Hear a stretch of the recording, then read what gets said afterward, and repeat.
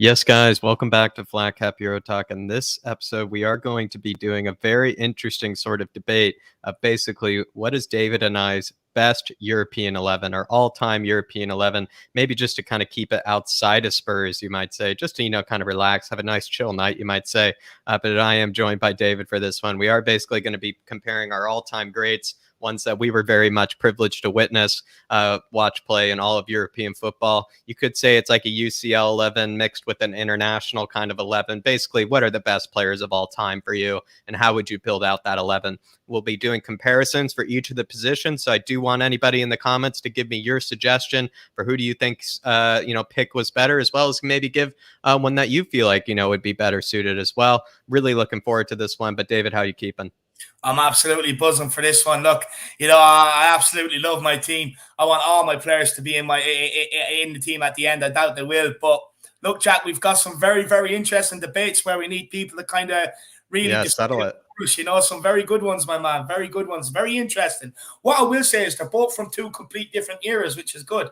That's actually, thank you, David. Thank you for saying that. Good transition. It's actually very funny because despite maybe David and I age difference not being too heavy, that means though I was not around for certain players that David was witness for. I wasn't as much of a football fan then. I was probably still kind of just kicking a ball around, didn't really know what was going out there across the pond and whatnot. So mine is very much, I would say, if I were to maybe get the age rate or the years down, mine is like a 2011 to 2022 kind of range, whereas David's is a bit longer than that. So whichever ones that we end up winning will be interesting, because sometimes we want to think of the glory days, think of the nostalgia, but maybe I might put up the case for certain players in this that maybe, who knows, are just actually better than some of the older players from old times. But let's crack into this. Let's welcome some people into the Flat Cap Army. Alexander Hilton's in the building. Big up, Alexander Hilton. Hopefully you're keeping well, my man.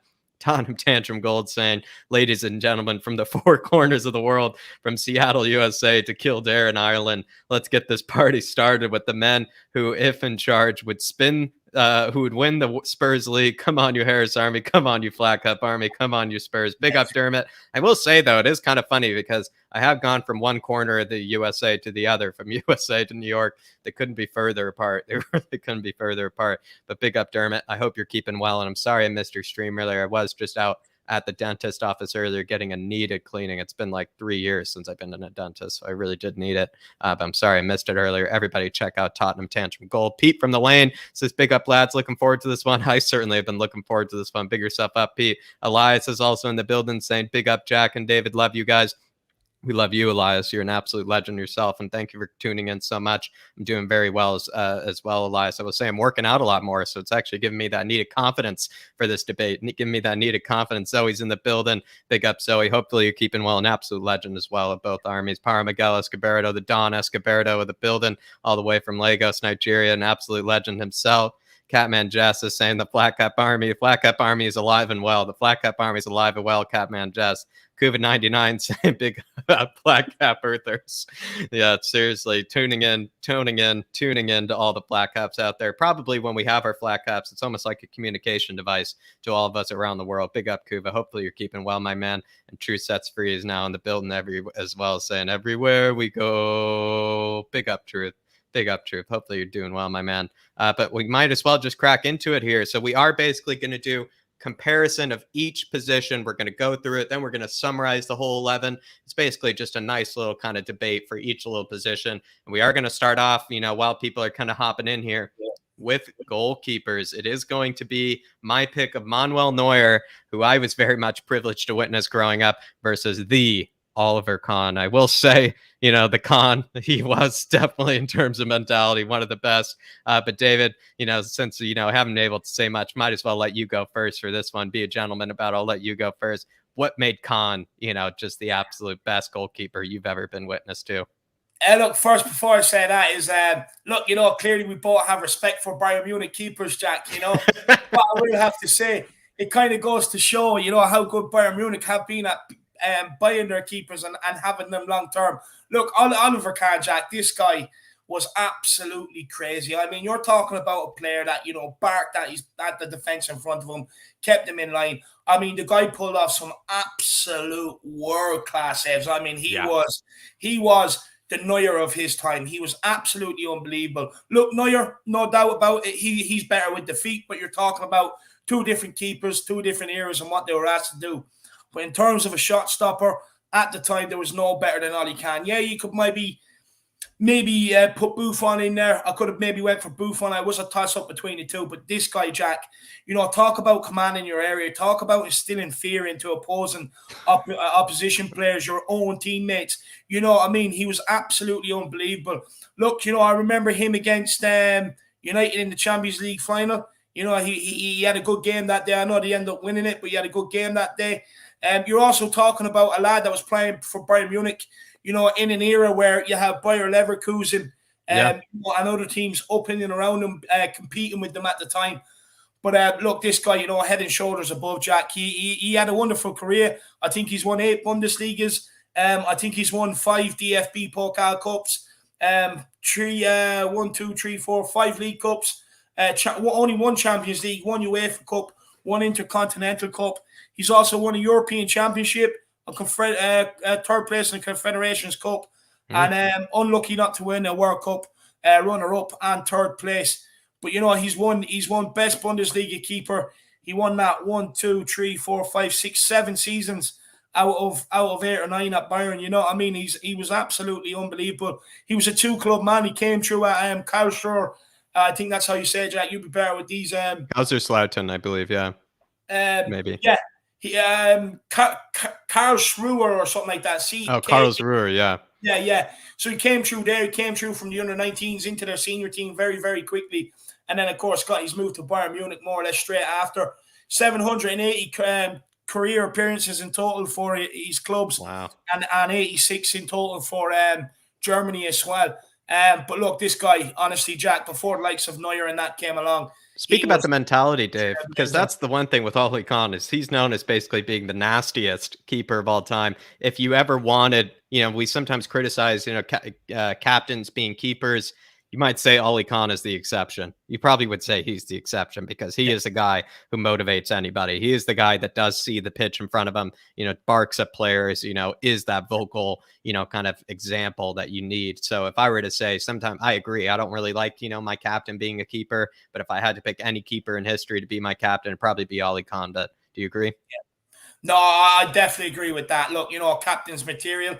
Absolutely. Look, Jack, he was just a solid professional, consistently reliable. There was no real, down parts in his career, no real flaws in his shot stopping ability. I mean, this guy pulled off, world-class saves. But the biggest thing about him was he just installed fear into opposing strikers bearing down on him, and the defense in front of him. Look, this guy was all around solid. If I was going to pick someone of a new era, it would be Neuer. So that's the thing. That's why I think maybe Neuer might win this. I'll be honest with you. He might have had a bit more of an illustrious career. But like I said, we have to take into account that Oli Khan did play where the German league was a proper competitive league. Not that it's not now, but it is more or less a one-team league. I know what you mean. Yeah, it was more actually competitive back then. One thing I will say, maybe just to wrap it up on Khan, I mean, when he would catch a ball in the box, instead of other keepers who kind of just hold it, wait for players, to pass him, he'd be the guy shoving players left and right, saying get out of my way. He doesn't even wait, honestly as well. He also did rock, the baseball cap as well, when doing it. I mean, the guy was just a maniac. He really was a maniac. But to move on, or actually, no, I will say Zoe and doing it, setting the example here for the Flat Cap Army. Zoe she's saying great picks. Casillas would be mine. This is the thing, though. Casillas was at one point, I feel like, probably the best keeper in the world for at least a few seasons. He probably was, because especially he wasn't as, ginormous and, as like kind of almost like soldier like, as comparison to Oli Khan and Neuer, where those guys are built like absolute units. Whereas, Casillas, I think he was only like 6'1", 6'2", David. And he really did, set an example as a brilliant keeper, Casillas. So that is a brilliant shout out. Zoe also, did win, the World Cup with Spain as well, during that golden Spain era. And as well, did, very illustrious career at Bayern. But to move on to maybe Neuer, the reason I've gone for Neuer, and I think during my time, he definitely has been the best keeper. The reason I would make him the best for me is because nowadays we talk about how a keeper needs to be good with his feet. Neuer for me was good with his feet before it was cool to be good with your feet, before it was necessary to be good with your feet. The guy was just doing, almost like step overs, fakes, hesitations with the ball before, people thought it was crazy what he was doing back then. And now it's actually normal. Now we like accept that as that's something you want your keeper to be doing as well. With Neuer, just his absolute ridiculous, kind of reflex saves that he's made at times. He can save with his feet, he can save with his hands. I think if you were to probably compare both highlight reels for keepers, between these two guys, you probably would think that, how on earth did anybody even finish it past these guys? Because seriously, sometimes their reaction saves were just absurd. If even you take yourself back as well, it's almost like you're playing, if you don't need to play a back three, I think, with Neuer in goal. You actually can just play the back four, because Neuer is almost like having a sweeper. That's right. He invented the sweeper keeper, kind of role where he had no fear with somebody, looping it over him. I think there's only one goal in his entire career that I can even think of where someone did loop it over him. So that's also just speaks to, his confidence as a player. His distribution is, I think, still the best in the world. I think his distribution is still even better than Ederson's, and Ederson does have ridiculous distribution, but he made players like Ederson, as popular as they are today. I don't think you would see an Ederson playing in goal if it wasn't for Manuel Neuer. So you might say Manuel Neuer, a bit of a trailblazer in that regard when it came to, the guy that played with his feet as well. Maybe comparison to Ole Kahn, he's actually not as vocal. He's actually a bit more kind of subdued kind of guy. There's almost a cool kind of keeper, cool, calm, and collected, sets example by just being that guy that you can rely on. If your defense messes up, you still have to get past Manuel Neuer, which is definitely no easy task. I've seen one-on-one saves that guy has made against the best players in the world, against the Messis, Ronaldos, and if you're a striker through on goal, you still have to get it past Manuel Neuer, which is, again, no easy task. The guy is just absurd. He's just always been a baller. He just is cool, collected, and just has that kind of swagger. And I do use that word very, not frequently at all. I never use that word. He really did have that swagger about him in the way that he played. But I mean, let's just see. So everybody, if you had to pick between Ole Kahn and Manuel Neuer, do let us know before we move on to the next one. I just want to get to some comments real quickly here, though. I believe Par Miguel Escobardo saying Kahn, his highlights were top notch. Also at Buffon. This is the thing. Like, if you look at Kahn's highlights, that's the thing. I don't know which highlights are better between Neuer and Kahn, because Kahn, some of the saves that guy made were honestly, and David say this all the time, that guy was on crack, honestly, with some of the saves he would make, honestly, in a match. What do you say, David? Have you seen, I mean, take yourself back to the Ole Kahn days. I have seen his highlights. They were just stupid at times, some of the saves he could make. I mean, Jack, the guy, you're talking about agility. You're talking about agility at a time where maybe the science wasn't as good as it is now. You're talking about a keeper that relished the big occasions. But in retrospect, Jack, we're talking about two keepers where you're bearing down one-on-one, or you're striking one from the edge of the box. You're almost depleted before you take the strike. You're like, my God, you don't really expect it to go in. Yeah, it's gonna have to be one hell of a strike to be able to beat this guy. I mean, look, both keepers absolutely agility-wise brilliant. Neuer with Neuer and Ole Kahn, I'd say the difference between the two is with one you're trading the vocals for the ability at the feet, and I think that would be the best way to kind of separate them. But no, Ole Kahn, I mean, I've seen this guy diving back in towards his own goal to save goals and everything. I mean, talk about a proper all-round goalkeeper. This guy just had it all. Yeah. He had it all. True says, he said you forgot Tim Krul. In terms of shithousery, Tim Krul is up there. He actually could even compete with Kahn in terms of shithousery. The guy is in that case, Tim Krul. So it's not even a bad shout, True. It's not even a bad shout. Saying spot on, David and Jack. Thank you very much, True. Kuvinai signed saying they're both decent keepers, but they're no Casey Keller. Everybody's going for Casey Keller, which I love it, actually. The respect for the guy, really, the respect for the guy. He also played for where I am right now. He played for the Seattle Sounders as well, Casey Keller. So, there you are. I think, at the end of the day, it seems like, Spurs and, Seattle seem to have more of a closer connection than we ever thought. Chris is in the building. Big up, Chris. And let us know, Chris, if you had to pick between Ole Kahn and Neuer, who would you pick? But Chris, I'm pretty sure you're probably a Kahn guy. I can tell he's more of a Kahn guy. But Catman Jess saying, oh, Yashin. Yeah, this is the thing. Underrated shout. If you were to really go for the all times, you got to go. I think he rocked the flat cap as well, Yashin. He rocked the Russian flat cap, which is definitely baller. He says, what I read was one of the best goalkeepers of his time and probably still rated high up there of all time. I think he was ahead of his time from what I've read also as well. I think Lev was also ahead of its time. But big yourself up, Catman. Good shout. Buffon was a great keeper. A lot of people, yeah. Buffon was also well decorated, just well respected.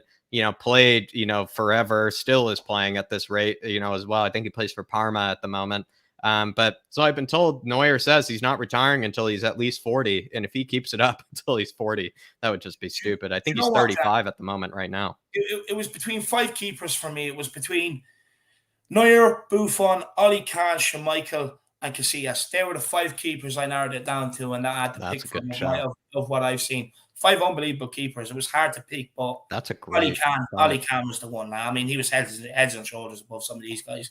A lot of people are saying Buffon, so thank you very much, Flat Cap Army. I actually really appreciate that because these are ones that we want to hear about. A lot of people seem to be going for the Casillas, the Buffons of the world, and really actually like that one. But just making sure I'm not missing any. Chris is for a con. He's a big con guy. Golden Cock going for Schmeichel. Yeah, Schmeichel was pretty ridiculous. He really was ridiculous. Zoe also approves of Buffon. Maybe Buffon might have won this one. I think Buffon might have won this one by the looks of it. I've actually never heard of this guy. Neville Southall is someone who gets overlooked when talking about great goalkeepers. He was incredible. Maybe just to satisfy Ed M here, Dave, educate me on it, Neville. Do you know what? I don't know too much about. I don't know a whole lot about him. Correct me if I'm wrong. Was he a United goalkeeper at one stage? Sounds like he would be. He's regarded, especially in and around the UK, regarded as one of the best keepers of all time in the UK. So. Yeah, 63 years at the moment. He's a Welsh international as well. Let me look at his career. Played for Stoke City. Seems to have been a big Stoke City player. Everton. Played for Barry at one moment, which is brilliant to see. Bradford City. So it seems like his big days were during Everton. By the looks of it, he had over 500 caps for Everton. What years? That was in 1981 to 1998. I think they were successful in around then. So yeah, those are maybe the Everton golden years. So makes sense. Great outside shout, Ed. That's why we need the Flat Cap Army in here. That's why I need the Flat Cap Army. Petr Cech with the crash helmet. Yeah, definitely so. Definitely so. Petr Cech certainly. But at the end of the day, he was a gooner. So, you can't really, and a Chelsea scum, so, definitely not, somebody that we probably take too kindly, but was a good keeper during his day. Was a good keeper. He says, Chris says, in my day, the Brazilian keeper Taffarel. He was quality as well. This is what I'm loving, getting a big education from you guys. You guys are informing me. Alexander Hilton is going for Neuer, though. It's good to see that maybe there's a bit of love for Neuer in the building. Van der Sar, of course, honestly, Van der Sar was brilliant as well. I think that's what he looked like, a darts player. I think that's what got him his status pick up Golden Cock. But there you are, everybody. I'm going to say I went for Manuel Neuer. David went for Kahn. I feel like by the looks of it, it seems like Buffon won it. Yeah, and then maybe Oli Kahn for second by the looks of it. I think Buffon won this one. And it seems like Neuer, just maybe when he retires, people will kind of remember maybe what impact Neuer had towards the end of his career, hopefully. But I definitely respect that. Those sort of opinions. We've gone for right back now. We're kind of building out from the back here. Maybe I'll go first for this one. David has gone for Cafu. I've gone for Philip Lahm. The reason I would go for Philip Lahm right here is because he was such an unorthodox right back. He could play, as we discovered later under Pep Guardiola, he could play any position in the park. He was kind of that guy who was just an all-around sound footballer. He didn't need pace. He didn't need athleticism. He just read the game. He just read the game so perfectly. He got stuck in on whatever player he would come up against. He would get stuck in against the Ronaldos of the world. He'd get stuck in against the Ronaldinhos of the world. He'd get stuck in against anybody out there. And he really was an unbelievable footballer. He was also somehow, again, for someone not so quick, he's able to get up and down the pitch and would deliver beautiful balls into the box. He was a true winner. Also, as you can tell, really never cared too much about the looks or anything. He's kind of to a degree also kind of rock the Seamus Coleman look, where he did always the tucked in, kit and everything, the high socks. I don't know. I was always a big Philip Lahm fan.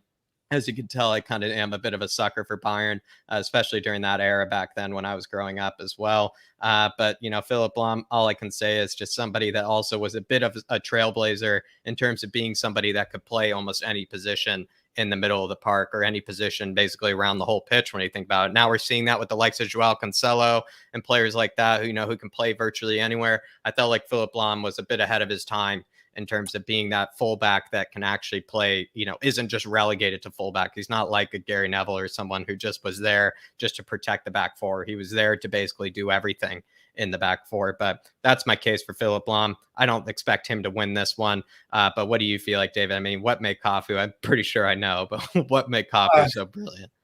Do you know what, Jack? Right? I actually originally had Philipp Lahm in the team. I did. But I couldn't. I had to take him out for Cafu. Look, I have a soft spot for Cafu, Jack. Look, this guy, do you know what I mean? The older this guy got, just to seem to be the better he got, Jack. Age was only a number to this guy. He was absolutely unbelievable. I mean, talk about a rock at the back. Talk about a player that could play as well.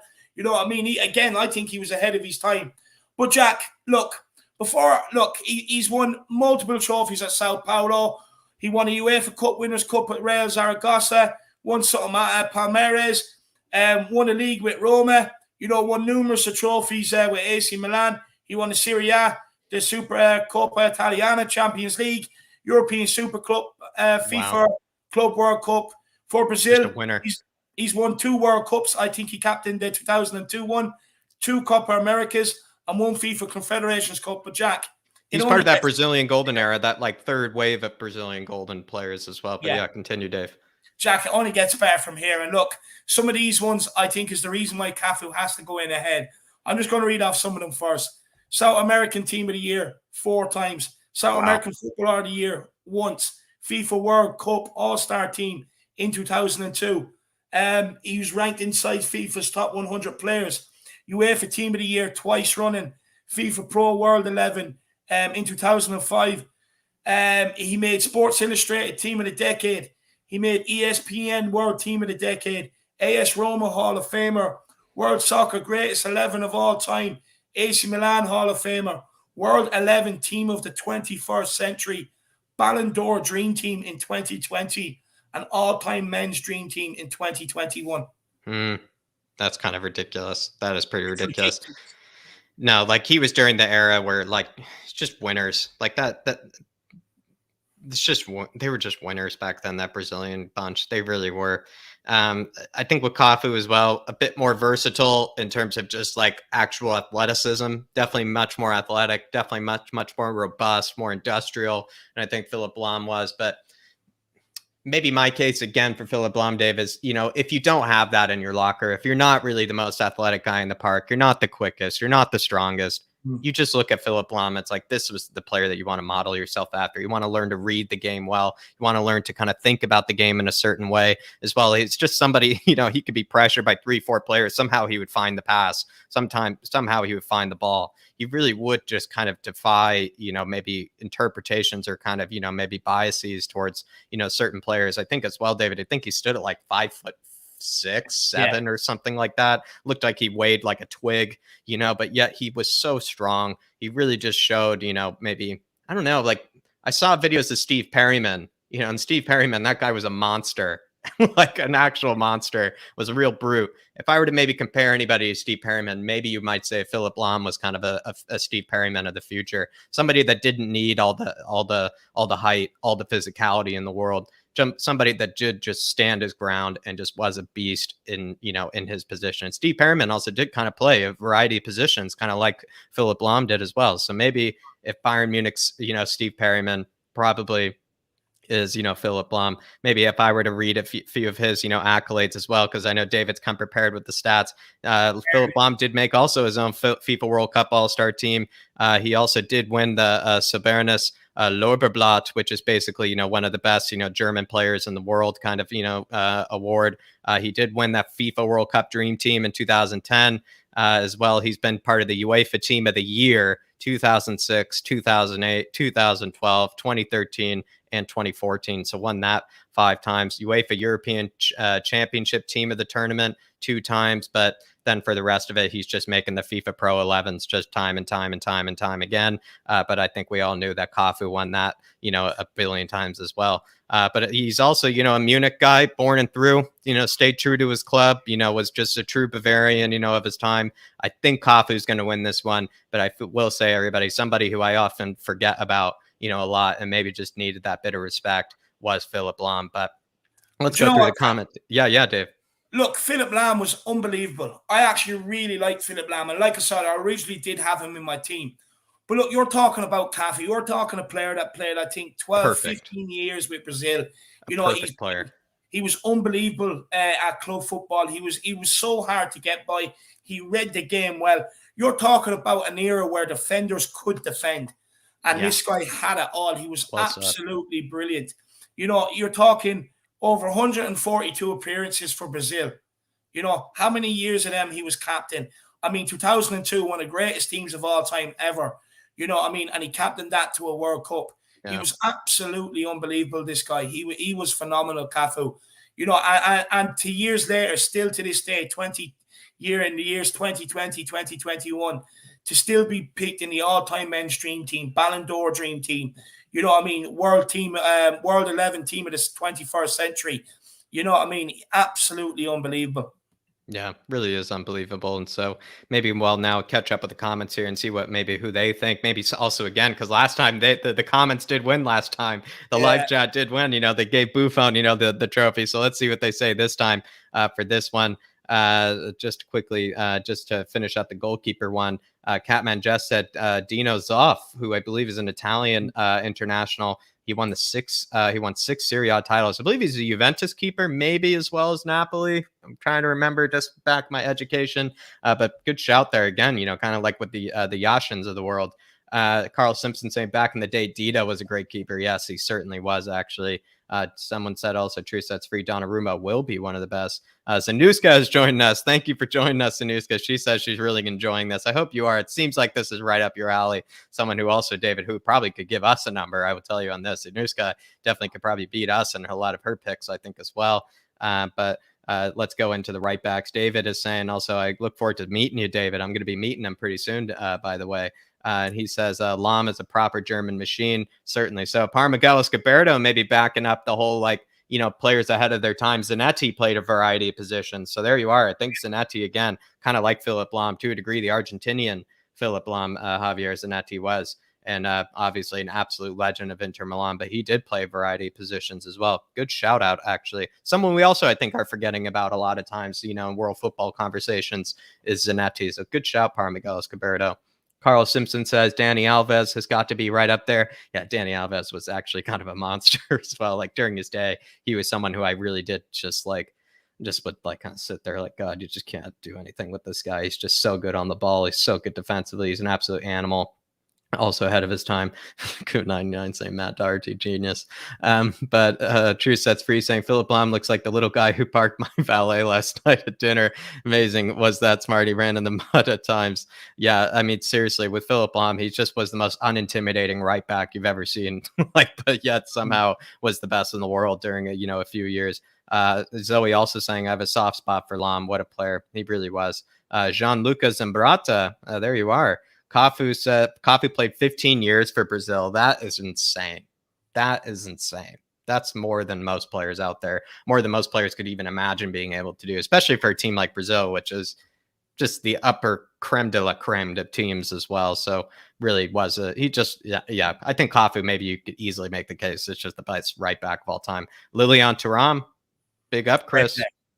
Great player. Great pick as well. Again, somebody that I think doesn't get enough respect. Timothy Atuba, he could ride a bicycle without stabilizers and he's kind to owls. I don't even get that reference. I don't even get that reference, but there you are. He was like a left back. He scored a goal against Newcastle at one stage, but it was absolutely shocking. Coffee and Kuva's in here for that kind of those suggestions, like the Dohertys of the world. Coffee played more games at club and international level. Yeah, that's a good shout out, Catman. I think he just has more individual accolades as well than Philip Lahm does. He just during his time, people had no doubt that Coffee was just the best.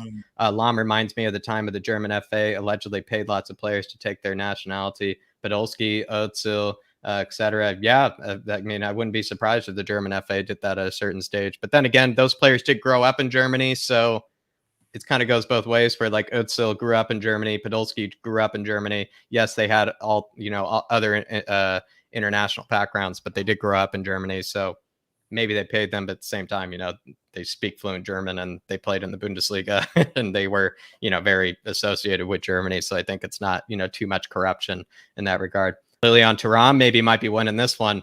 That would be an interesting one. That would be an interesting one. Thuram, he was good, but he's not better than Cafu. He's just not. Gary Neville, somebody's saying D'Artagnan with a shout. I'd only pick Lahm for simple reason. If your left back or center mid were injured, you could play him out of position. Yeah, maybe if there were a red card, you'd be able to switch someone in. Good, thank you very much, Ed, helping me out here, helping my argument in here. Giuseppe Bergomi, he's going for he seems to have a soft spot for the Serie A by the looks of it. Catman, pick yourself up, my man. Maybe Winks can turn into Philip Lahm, Alexander Hilton says. And also, our Georgian scout Tato is saying, as a lifelong fan of Brazil, I always prefer Cafu. It seems like Cafu is going to win this one, everybody. Just making sure. Cafu again. Mac, thank you for joining us, my man. Derek Hutchinson's also in the building. Good to see you, Derek. If I had to pick, it has to be Cafu. Cafu's officially won it, everybody. I'm giving it to Cafu. We'll hand him the trophy sometime soon, but big up to Cafu. He will be winning this one. But we will move on now to our center backs, everybody. In our center back, it is going to be Maldini versus Sergio Ramos. I'm going to let David, we're going to go back and forth. David goes first on Maldini. I will say, though, I think I'm going to have, and I don't know if I need the stats or the accolades. I just feel like Sergio Ramos, I will honestly cry when that guy retires because seriously, I loved Sergio growing up. But David, take it away with Maldini. Do you know what, Jack? Look, you're talking about two players here that dominated their eras. But, I mean, there's only one Maldini. I mean, the guy could play left back, he could play right back, and he could play centre back, and he played every single position like he was a natural to it. He could play anywhere across the back. Look, he didn't have the greatest pace, Jack, but you could not get by him. This guy alone was the one. I think his most famous quote was, "If you find yourself slide tackling, you're what was it? If you find yourself slide tackling, you're in a bad. You're out of position. Made a mistake. Yeah, you've made a mistake. Like this guy, he never had to make slide tackles, Jack. He was always in position. Everyone that speaks about him always says he is up there as one of the world's best defenders, without a shadow of a doubt. He was absolutely unbelievable, Jack. Probably invented getting stuck in when you think about it, that guy. Like or even just was also the coolest defender of all time. Never panicked kind of player. Never went to ground, never panicked, so comfortable on the ball. You know what I mean? He could play as well. But look, you're talking about a guy, I mean, that every defender in the world looks up to.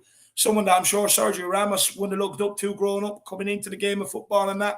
Look, Maldini, like I said, never went to ground, could win balls in the air. He was great at tackling. Very, very rarely you got by him. Never, ever made mistakes. Ice cool. Italy's best defender of all time has to be. 902 career appearances. A one-club man at AC Milan. The older he got, the better he got. I mean, he played well into his 30s. Without injuries and stuff like that as well, Jack, may I add. Yeah. Over 126 appearances for Italy. You're talking numerous of Serie A's, Coppa Italia, Supercoppa Italiana, European, UEFA Cup, UEFA Super Cup, Intercontinental Cup, FIFA World Cup, FIFA World Cup runner-up, third place, European Championship runner-up, under 21 European Championship runner-up. Jack, you're talking about a guy that started his career in 1985 and ended his career in 2008, 2009. Wow. And more or less every season, bar two, he played over 25 games every single season. Jesus. Very rarely injured. lived like a footballer. Then you go into individual accolades, Jack. You're talking European Championship Team of the Tournament, 3 separate occasions, 88, 96, and 2000, spanning 3 decades. He's won the FIFA World Cup All-Star Team twice, Ballon d'Or, 3rd place, and the winner as well. You know, you're talking defenders don't get anywhere near that nowadays. World Soccer Player of the Year, European Player of the Year, European Footballer of the Season, Team of the Year on numerous occasions, World Player of the Year. What else have we got here? FIFA World Cup Dream Team, FIFA 11, European Champions League, Man of the Match in the final. He's got UEFA Team of the Year 2 occasions, UEFA President's Award in 2003, Serie A Defender of the Year, FIFA's Top 100, the Golden, he was in the ranked number 10 in UEFA's Golden Jubilee poll, FIFA Pro World 11, Club Defender of the Year for UEFA Club Defender of the Year. I mean, the list just goes on and on and on and on, Jack. Look, I'll be honest with you. Maybe you should have put Ramos to get up against my next pick. You might have put Ramos in there, but there is no way. I mean, no way he is getting Ramos is coming in over him. You're talking about most appearances for Milan as well. Second most Serie A appearances of all time. Most league appearances for Milan. 3rd most UEFA club competition appearances. Most UEFA club competition appearances for Milan. Most league appearances for Milan stands on out. And on and on and on and on, man. That stands out. World's best defender. No, and he's known as he's just known as the best. Maldini is known as the best of all time. But I do love this comment, which I think maybe if we were to compare our next 2 selections at center back later, everybody, this might be the funny thing. This might be the better center back pairing when you think about it. Maldini out the 2, but imagine them both. Like, that's just bricks, just brick walls. Like, seriously, just guys that you would see with Maldini, a guy who never panics. You'd see with Ramos, just seriously, like, to this day, like Ramos, like, as much as I love the guy, as much as he's a good looking guy, but seriously, like when the whistle is blown, that guy would terrify me. That guy would terrify me because I know I'm probably going to be ending up on a stretcher. You know, he made Pepe look nice. You know, at times he made Pepe look like a good little boy, you know, at times as well. You know, Pepe probably loved playing alongside him, you know, when you think about it, because those guys were just, they wouldn't back down to anybody. I think there's even that great video of my time when he played against Diego Costa, you know, Ramos, and like Ramos wouldn't even back down to Diego Costa. And Diego Costa is somebody who you probably would just say, yes, sir, Mr. Costa, don't hurt me, Mr. Costa. And Ramos would just he just didn't care. He just genuinely didn't care. I mean, how many times you can find compilations of him just absolutely killing Messi, you know, on the pitch as well. I would say was also brilliant of Sergio. And I'm kind of going to use Alexander Hilton's comment here. He says Ramos for shithousery was the captain of the Galacticos and is their all-time goal scorer at center back and was a rock and carried the Real Madrid team. This was what I think is interesting. I think Maldini is the best of all time, but during the era of Sergio Ramos, you probably would say for about a solid 6 or 7 years, he was the best defender in the world. I think Sergio Ramos as well, because the guy, if you needed a goal in the 88th minute and 89th minute from a corner, that guy would just rise above everybody and would just thunder it in with his head. Very good in the air. That guy was honestly ridiculous at times when heading a goal in. You know, obviously then even became a decent penalty taker after he had that one huge hilarious sky. You know, was also just really world class in terms of his recovery ability. If you did him, he would probably be able to outpace you and kind of be able to catch up to you and then be able to get so stuck in. He actually had more of a technical ability than I think even people remember as well. A very good passer of the ball, a very good distributor out the back. And also, I think a final thing to end on, maybe the best shithouse at center back of all time. Maybe the best shithouse at center back of all time. But before I let David in, I just will say that's what my favorite part about Ramos was. Is just the guy just brought a tear to my eye with some of the shithousery he would pull off. He really would. Like, I just, if I wasn't the best ever player, but I would honestly, I tried to, as best as I could, to model my mentality after someone like Sergio Ramos, just someone who you just wouldn't ever mess with, someone you would never, speak to in the wrong way, just someone that you just thought was just world class in every sort of way, and then world class on the shithousery department as well. But also, final thing on Ramos, apparently, despite him basically being one of the nastiest players of all time, He actually apparently is one of the nicest guys off the pitch. You know, he's a very philanthropic player. He's actually supposed to be like really down to earth kind of guy. So kind of, it's also the same thing with Pepe. So I heard Pepe is supposed to be actually quite a nice guy off the pitch as well, which I just find funny because those two were just really just horrible, horrible people on the pitch. But apparently off the pitch, they were actually quite nice blokes. But David, yeah, you were going to say 3 things. Okay, Ramos, all the red cards accumulated. Find Maldini's. Maldini didn't need to get sent off because he never had to put in reckless challenges, never let his opponents get the best of him, never, got him too heated. I mean, talk about cool, calm, and composure. Second of all, you weigh up the injuries. Maldini played well into his late 30s, barely ever injured. You look at Ramos, he can't even get on the pitch anymore.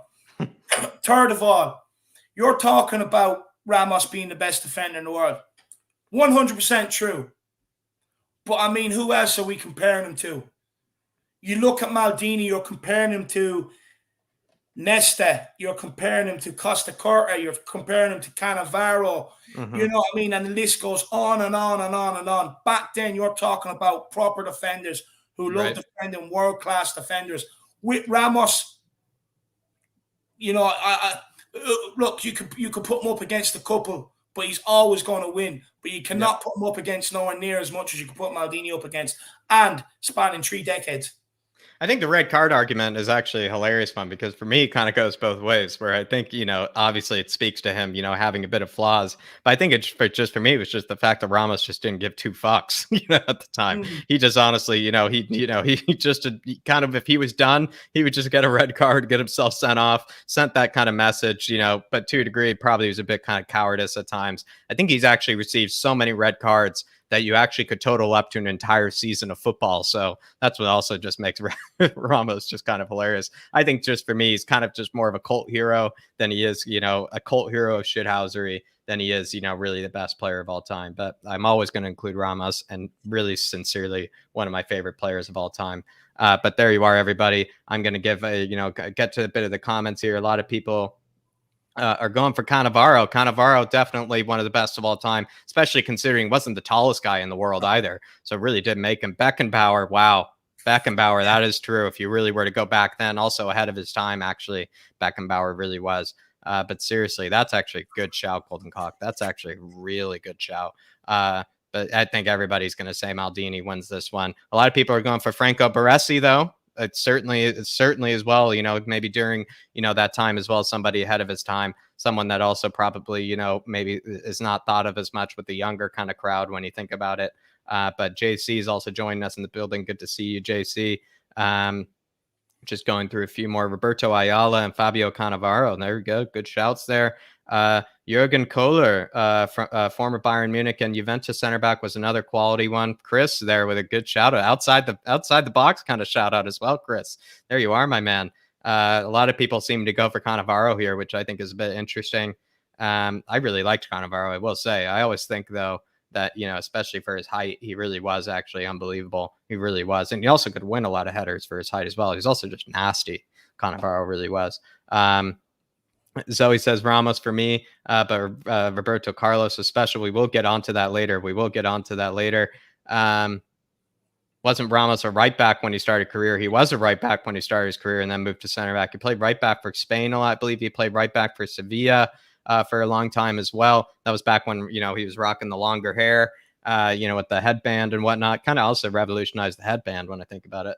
Some people are talking about Rio Ferdinand. That's an interesting one. I would say with Rio, I think actually it maybe must be said that I think Vidic made Rio a bit of a better defender. I think a lot of people are forgetting. Also, Vidic is actually one of my favorite defenders of all time. Thiago Silva, definitely of the modern generation, one of the best of all time. Let's see what else. Ramos is a reckless defender. That's why I love him, Power Miguel.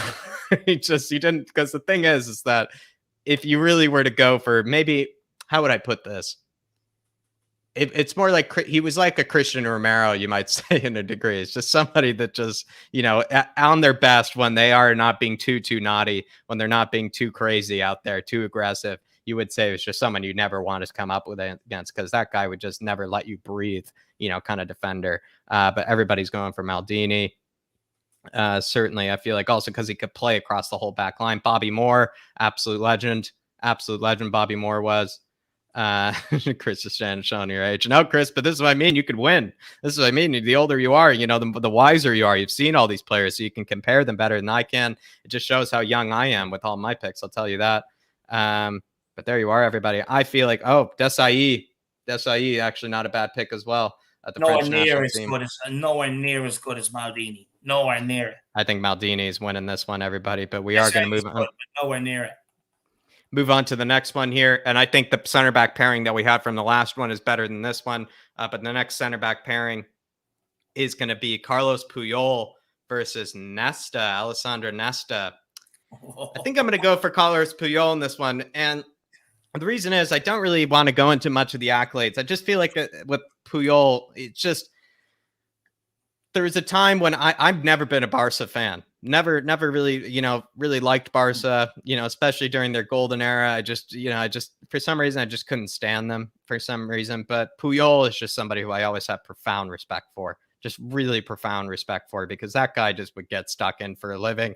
He just knew how to be able to calm the whole defense down, didn't actually, dive in as much as someone like a Ramos did, was a bit, better behaved, but was also somebody that was like, I think he was only like 5'11", 6 feet, Dave, but it felt like, Puyol is one of the strongest players in the world. He was just so strong, so low to the ground, so quick as well. Probably one of the best hairlines as well, of in the entire football era as well, when you think about it. For me, Carlos Puyol, don't really have too much to say on him apart from when I did watch him, when I did see him. I just would be so annoyed by how that guy is. Be kind of like the Manuel Neuer thing and the Ali Khan thing. It's just like, well, yeah, you can get past 3 or 4 players, but then you still have to get past Puyol, which is just pretty much impossible. But for Puyol, was part of that golden era of, of FC Barcelona. You might also say that Piqué was never the same. Piqué was never the same when Puyol left him. You might say that Piqué has kind of struggled ever since Puyol left his side, which kind of maybe puts a bit of a taint, you might say, on or a tint on more of on Piqué's career. But that's my argument. Puyol, he made Piqué a better player. He made a lot of players a better player.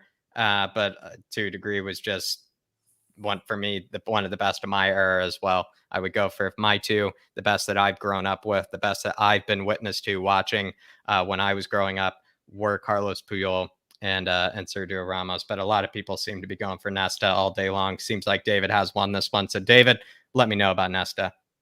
I mean, Jack, look, you're talking about a modern day defender 10, 15, 20 years ahead of his time. Look, you're talking about an athletic, physical presence, someone that's elegant on the ball, great balance, ball skills, vision, passing ability. Jack, good in the air, unusually quick for a very good for a centre-back. He stood out throughout his whole career for his pace, acceleration, and stamina as well. You're talking about passing ability, vision, could run out with the ball. Absolutely unbelievable. This guy was 20 years ahead of his time, Jack. I mean, outside of Maldini, other pundits, not me, but other pundits have said this guy, one of the greatest defenders of all time, one of the most talented of his generation.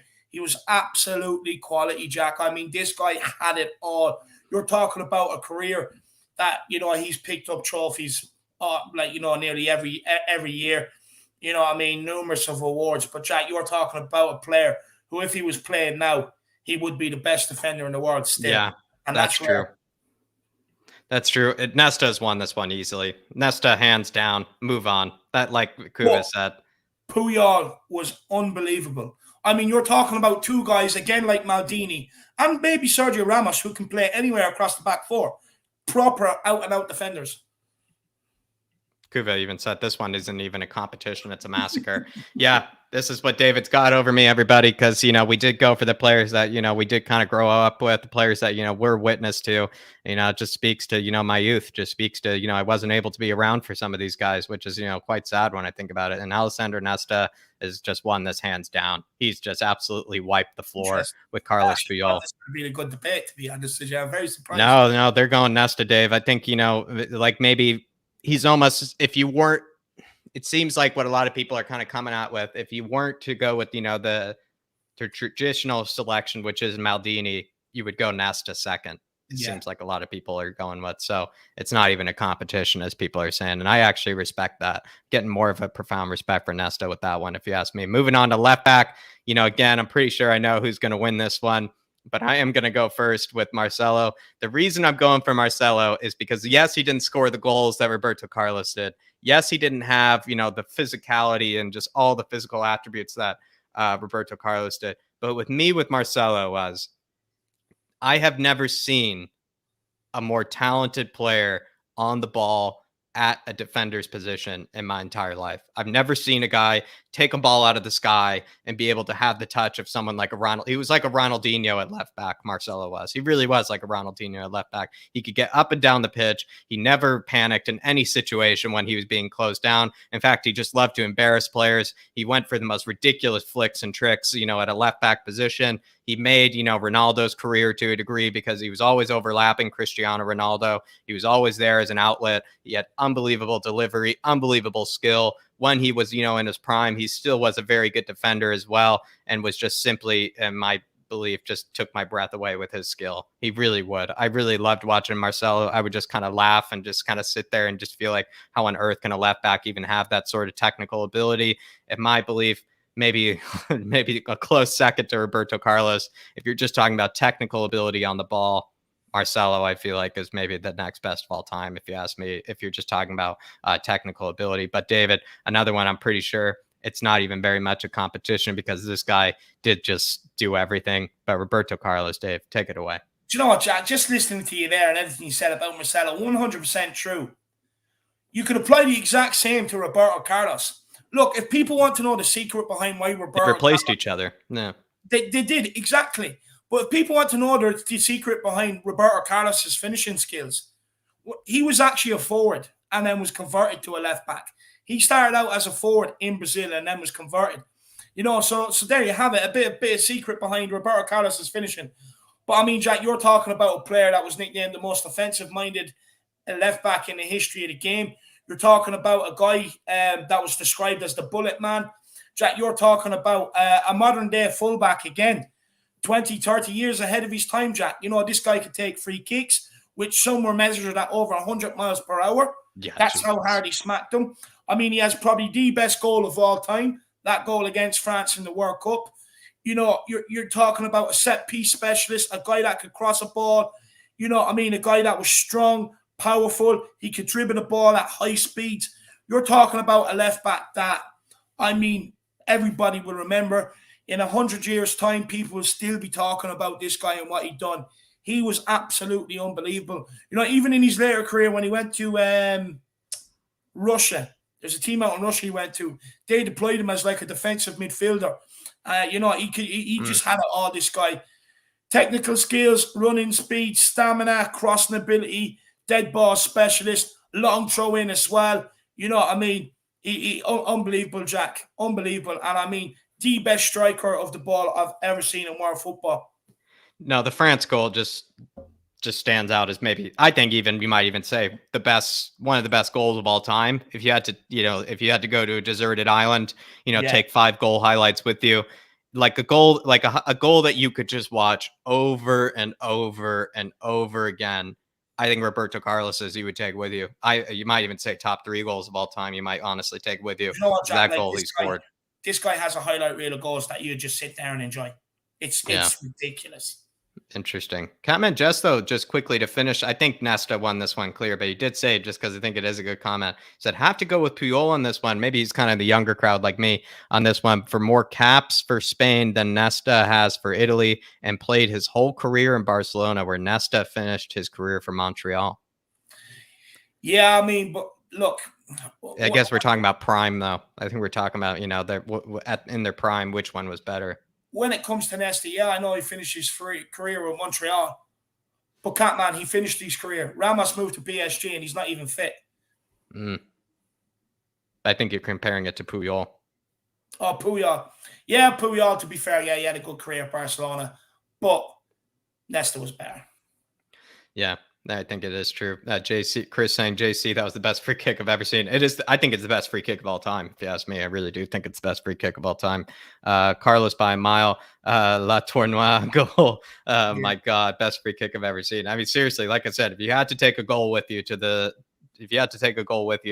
a deserted island to watch over and over and over again, you wouldn't even go that crazy. Honestly, you would just probably have, constant entertainment. Mr. Simon saying for attacking, Marcelo had the skills, but for overall, I think that's what it is. Roberto Carlos, better defender than Marcelo, better striker of the ball than Marcelo, probably a better passer of the ball than Marcelo.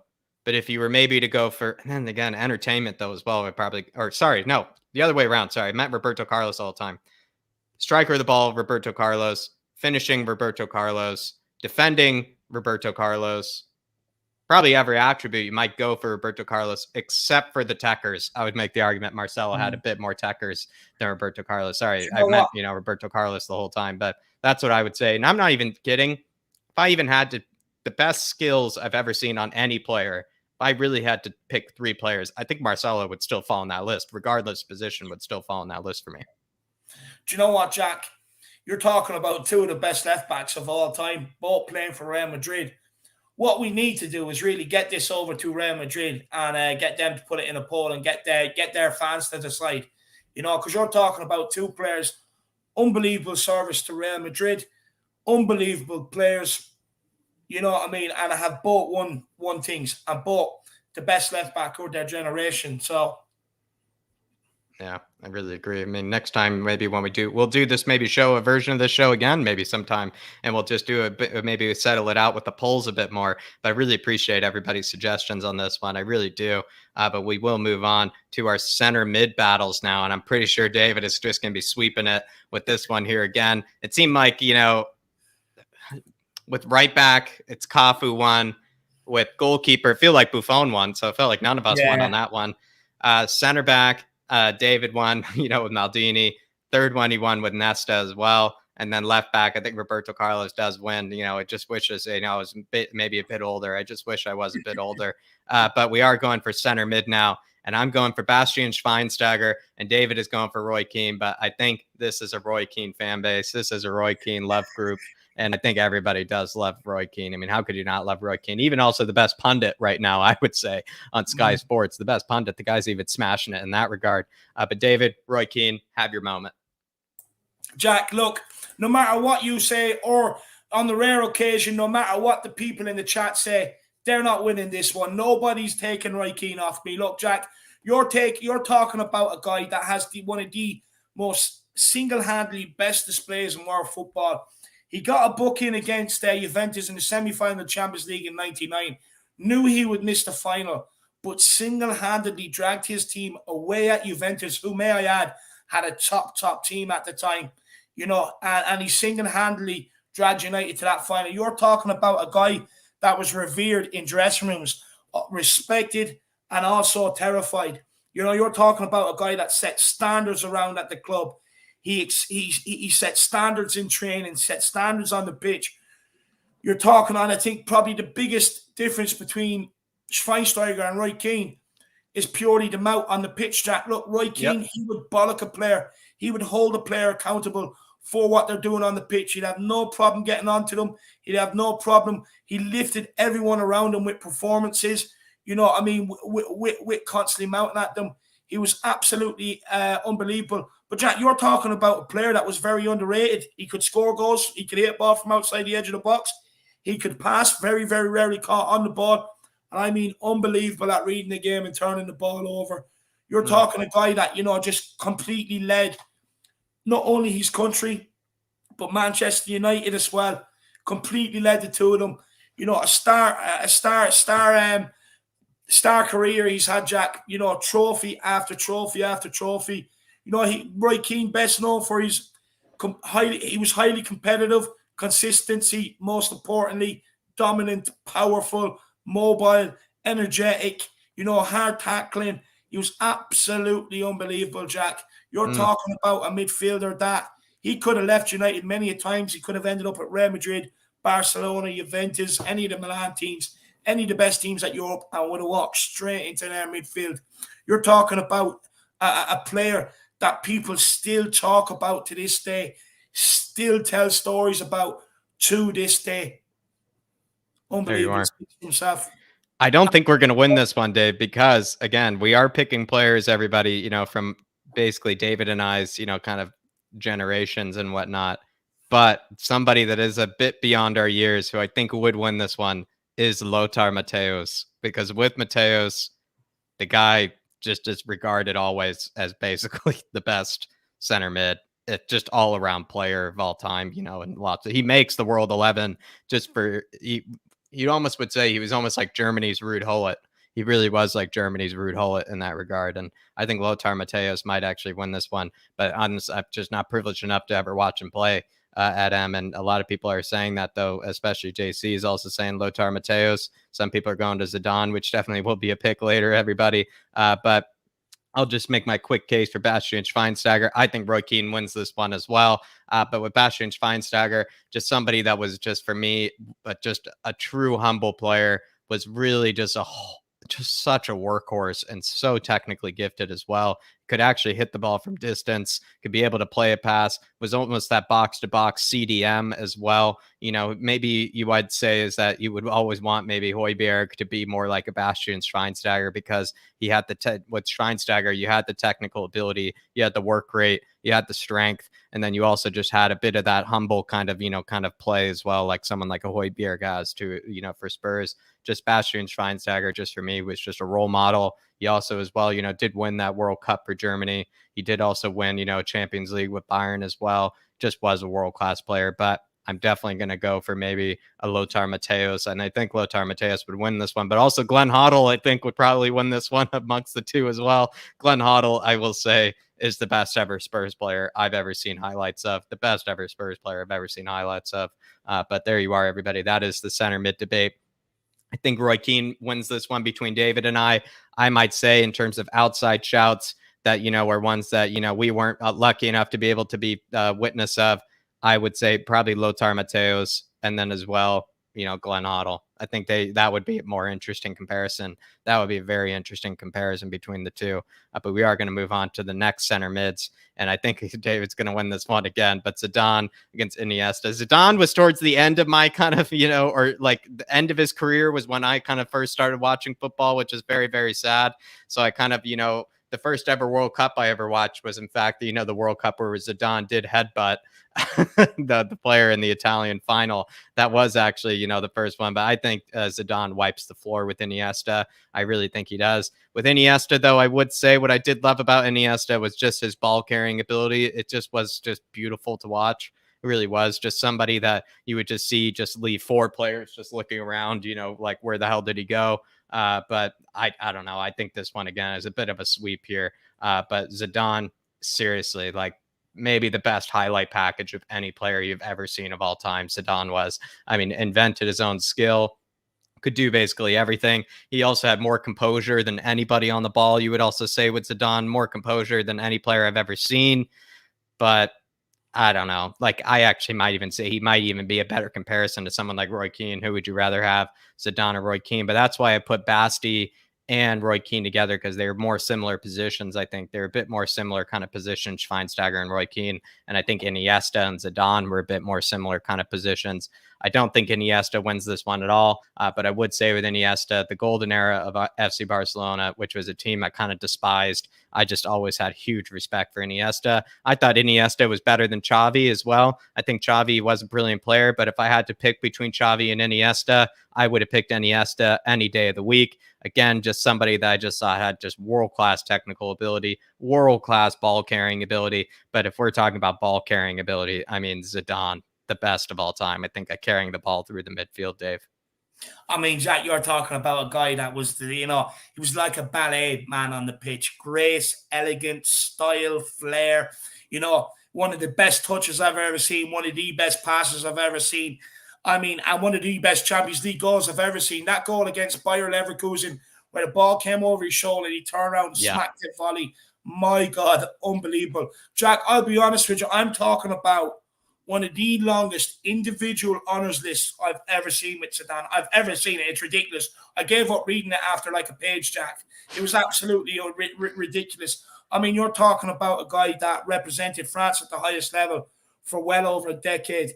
He played at Juventus and Real Madrid, two of the best teams of all time. Before that early career, Bordeaux. You know, I mean, you're talking about a guy that I think would be up there in the top best three midfielders of all time without a shadow of a doubt. I mean, he was over 6 foot, Jack. He moved like Ronaldinho. Moved like butter. He had the skill of Messi. He had the shooting ability of Cristiano Ronaldo. I mean, this guy had it absolutely all. You couldn't knock him off the ball. But not only that, he could get stuck in. He was aggressive, took no crap. And again, a leader of men, absolute leader of men. He was unbelievable. I love this comment. Zidane was like a ballet dancer with the ball at his feet. I mean, seriously, like, just it was like music, you know, the way Zidane would play. It really was. Like, you just watch anything he did at any club at any time. It's like the way he was with the ball at his feet. I've never seen somebody more composed in my entire life. I never have. Somebody that just, he could have 4 players rushing onto him and he just would know exactly what to do with it before he received it. He as well, it's poetic. Like, Zidane was like, he was like an actual, he really is. And we probably overuse this kind of description of a player. Zidane was an artist, just a man of his craft. He really was. I mean, seriously, Zidane, I think if you even, regardless of position, were to go top 5 players of all time, you probably would go Zidane in that. You would have to put him in that list.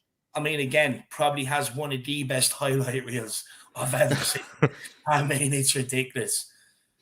Seriously, I think, again, you know, but let's go for maybe some of the outside shouts, you know, for this one, you know, Riquelme, I've heard plenty of, definitely have heard lots of, and also I've seen the highlight reels. Definitely unbelievable player.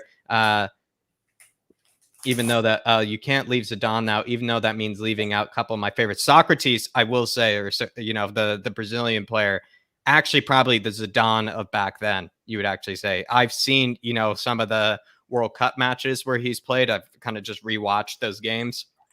He was ridiculous. Socrates was. He really was. And right guard as well. Right guard definitely is, you know, also a great shout. I think a bit more defensive from my, you know, for me, actually, I feel like with right guard.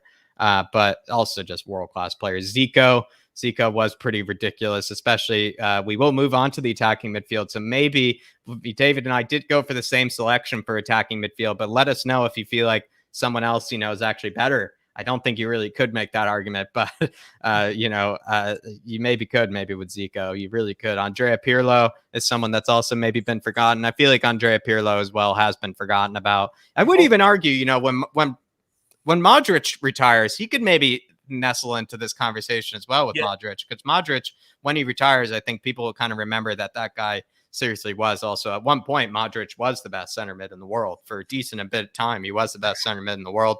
Paul Gascoigne, I think, would be a much better comparison to maybe someone like Zidane. Would you rather have, you know, Gaza or Zidane? Sentimentality, you probably would go for Gaza, but you just, with Zidane, is just the best of all time. You know what it is with Gaza versus Zidane, I mean, if you were to compare highlight reels, that would be pretty crazy comparing those highlight reels. Do you know what it is with Zidane, Jack? And do you know why I think he probably would? He'd get in the team over any Iniesta, Xavi, Modric, Cruz, Pirlo. The reason why is they're all specialists at one thing. Zidane could do it all. He could be aggressive in midfield. He could pass the ball no matter where you wanted it on the pitch. He could skin players and he could score. Nowadays, you're talking about holding midfielder, ball playing midfielder, attacking midfielder. This guy played in centre midfield. They've just done it all. He's done it all. Everything. Yeah. All them roles throw into one player, and that's Zinedine Zidane. Cuban99 saying, of all time, Duncan Edwards, Dave Mackay. I think Dave Mackay probably would make that defenders list. I think he really would. Seriously, I think he really would. But, you know, a lot of Spurs players, you know, definitely could make that list. Really could make that list if you ask me. Zidane, poetry in motion. Seriously was. Zidane, aggression, flair, balance, vision, also love to. That's actually as well, especially when that was actually falling out of favor. Zidane. I mean, seriously, just enough said. I mean, the guy is just world class in every way. And also, even one of my favorite things about Zidane is when we saw Real Madrid. When he was coaching Real Madrid, managing Real Madrid, he would be running. Not only the tactical sessions, of course, but he would also be doing the warm ups for when they would do their finishing practice. He would be doing the one-touch football with them and be setting up each player, as well. His touch is just, even at his age, he could do a touch in a full business suit and still have a better touch than most people. And, even our whole Spurs 11, when you think about it, again, just poetry in motion, as Paro Miguel Escobar said. His turn with the back heel was so elegant. I mean, he invented that move. He literally invented that move, from my belief. But we are going to move on to the cam position. Everybody, unless you agree, just let us know that you agree. But if you think there is someone better, if you at that cam position, in that number 10 position, let us know. But David, we've both gone for Lionel Messi. For me, maybe you could make the case with Maradona. Maybe you can make the case with Maradona as better. But for me, growing up, I'm not even a Messi fan at all. But Messi is the best of all time. I think he's the best ever player of all time, if you ask me. I really do. I think Messi has just done things that no other player ever could. Still to this day, he does things that no player can ever do. I just don't even think it's much of an argument, if you ask me. But this is why I want somebody to challenge me on this. Is there ever been a better number 10 than Lionel Messi? Has there ever been a better 10 than Lionel Messi? But really, for me, I think Messi is just the greatest player of all time.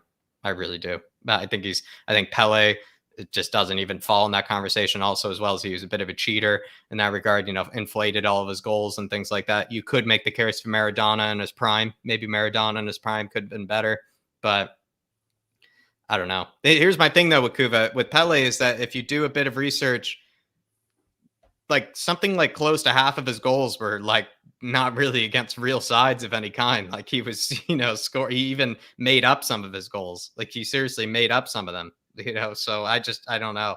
I think with Pele, I think he was, definitely one of the best players of all time. But at the same time, he also cheated a lot and like just played during an era when, everything was kind of inflated. The competition maybe wasn't as great as well, but I don't know. I think would Pele be as brilliant in today's game as he was back then? Probably not for me, but I don't think he would be a bad player by any means. I think he would be probably the next best player in the world, but I don't know. I think for me, Lionel Messi is the best of all time. Dave, what would you say? I do think Maradona's better. I'll be honest with you. But look, in terms of my era, there's only one guy that was getting into my camp. I adjusted my formation just to fit this guy in, believe it or not. You know what I mean? Yeah. Look, you have to. This guy, you give him the ball in the number 10, Jack. Like, I mean, you're talking about a guy that came through at Barcelona when there was still Ronaldinho, Eto'o, and players of that ilk still out there. You know what I mean? He was coming through. He got into the Barcelona team at 16, 17. People were talking about this guy since he was 13, 14.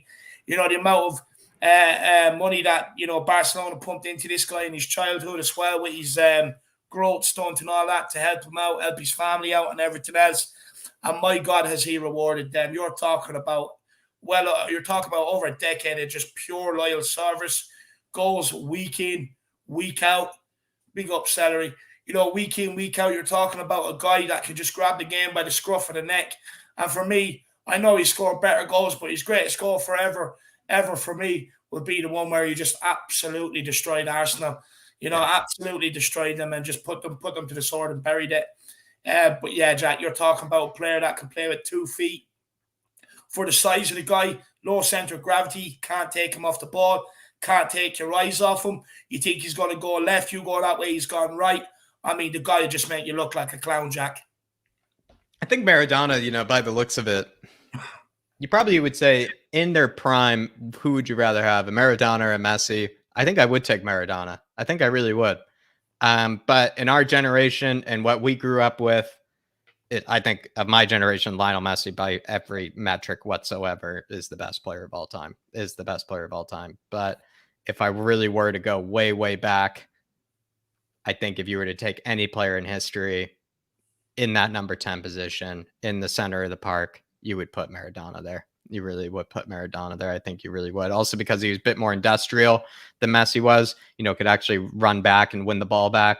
Also played during, the nasty era of the 80s as well, when, tackles really were really nasty. I think you would go for Maradona. Puva, though, is making a good case for Pele here. Do you know, Jack, I was just going to say, if Messi was playing in Maradona's era where you could tackle, you would get away with them little fouls, you could lean on him and stuff like that, would he be as good?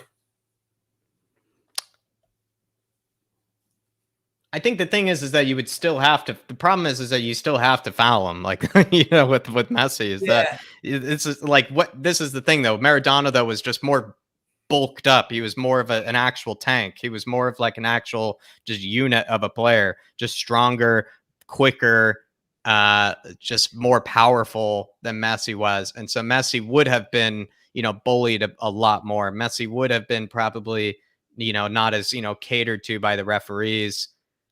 I think he still would have been ridiculous no matter what era you put him in. I think Messi still would have been ridiculous because I think in the case of Messi, he is the definition of the ball glued to your feet. That guy would the ball just is actually super glued to his feet when he touches it.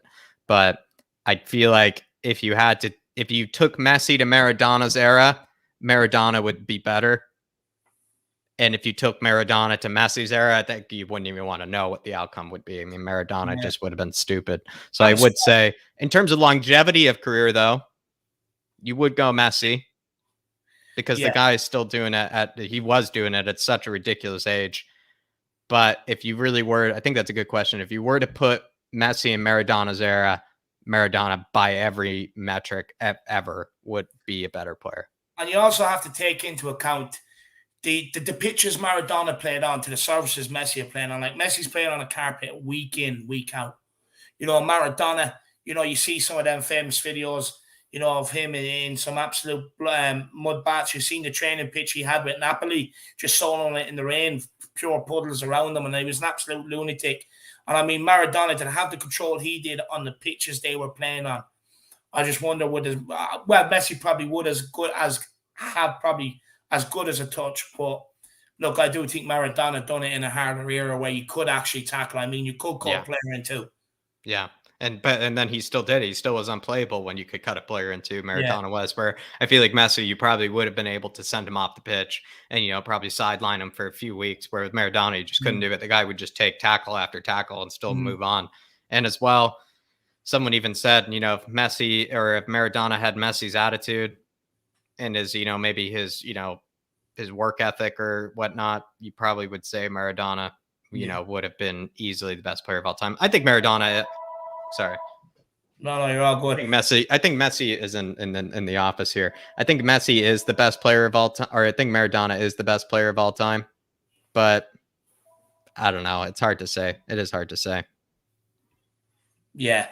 No, it's definitely a tough one. It's one you'll never ever really get an answer to be honest with you. You'll always have that debate. That debate will always be there. You'll never ever get an answer to it. No, I don't know. I think even for someone like me who's a bit young, I think you would go Maradona. COVID-99 saying, I saw Messi advertise Coke. I saw Maradona advertise too much Coke. Therefore, Maradona must be better. I mean, seriously, I think if you were to pick, though, someone in their absolute prime, it would be really someone who's saying that Cabillas, Tifolo Cabillas was way ahead of his time. I'm actually not too aware of him, which maybe, again, I don't maybe know enough, maybe by the looks of it. I'm just getting educated by everybody, getting schooled by everybody on this as well. Let me just see. George Best, from somebody. George Best seriously was, actually also somebody that was, I think, ahead of his time. Really was. Bebeto was good. Yeah, also a bit of ahead of his time. True Sets Free says Gonzalo Higuain sitter was the reason Messi didn't win a World Cup. Probably is true. Para Miguel Escobardo saying Messi is extraterrestrial. He kind of is extraterrestrial when you think about it, but I think Maradona was as well. And this is what Golden Cock said. If Maradona had Messi's attitude, geez, yeah, if he just didn't, succumb to the.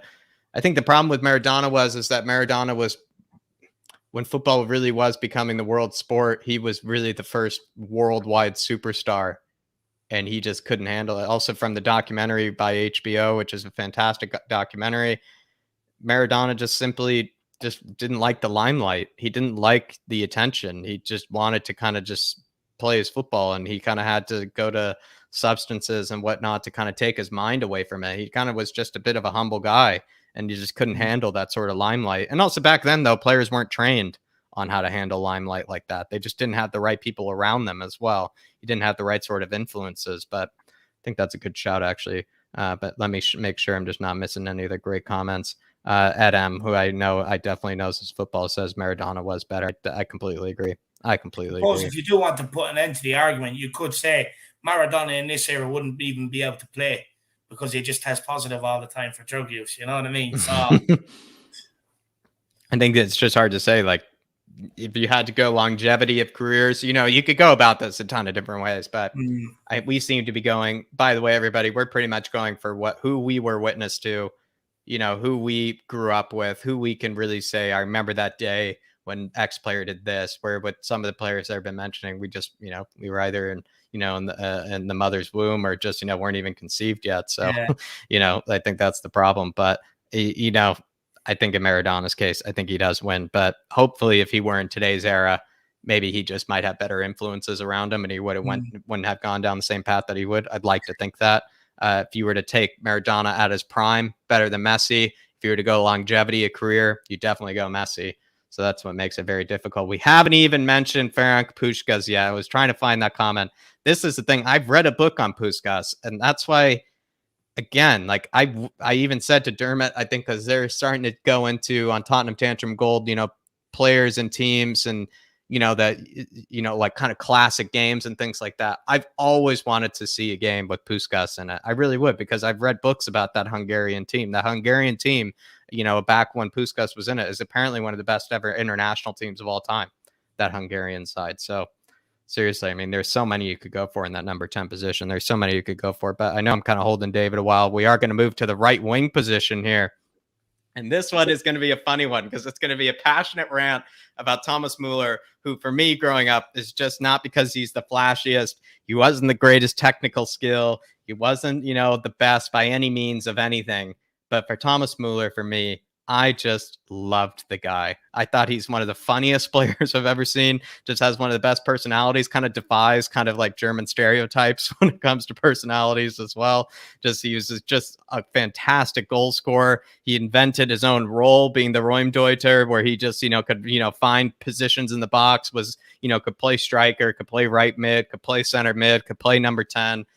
Right now, he already broke, just recently, just when people thought Thomas Müller was finished, he breaks Kevin De Bruyne's assist record in the Bundesliga, which I just thought was ridiculous. Once Müller did that, I actually thought people need to put respect on this guy's name. He's just an unbelievable passer of the ball, just an unbelievable workhorse. Like, I think Thomas Müller, every single match that he plays, even at his age, covers more distance than every other player on the pitch. The guy just doesn't stop running.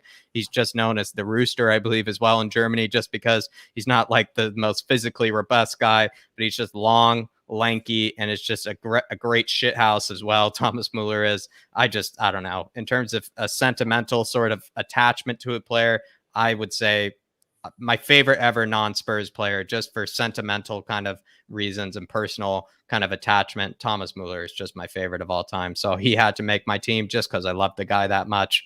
But David, Rivaldo, I mean, take it away. Jack, we're talking about a player's career that spanned nearly 24 years, Yeah. Three separate decades.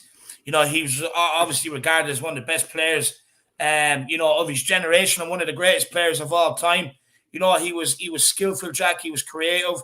He had unbelievable feet dribbling ability, balance, close control. And you know what? Even though he wasn't the biggest guy, or even though he was tall enough, he was very, very agile, Jack. Very good on the ball.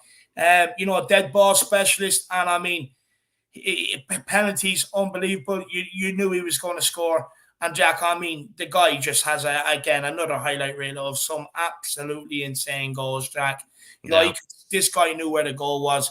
Unbelievable for Barcelona as well. That's where I really kind of fell in love with him. Barcelona, you'd say Milan as well.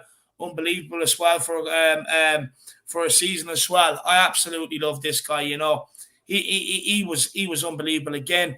You know, played in the same Brazil team as Cafu. You know, Yeah, I mean, that's what Jack, I you're knew. talking Yeah. about a player that What you a could team. play him right, left, or up front. This guy had it all, Jack.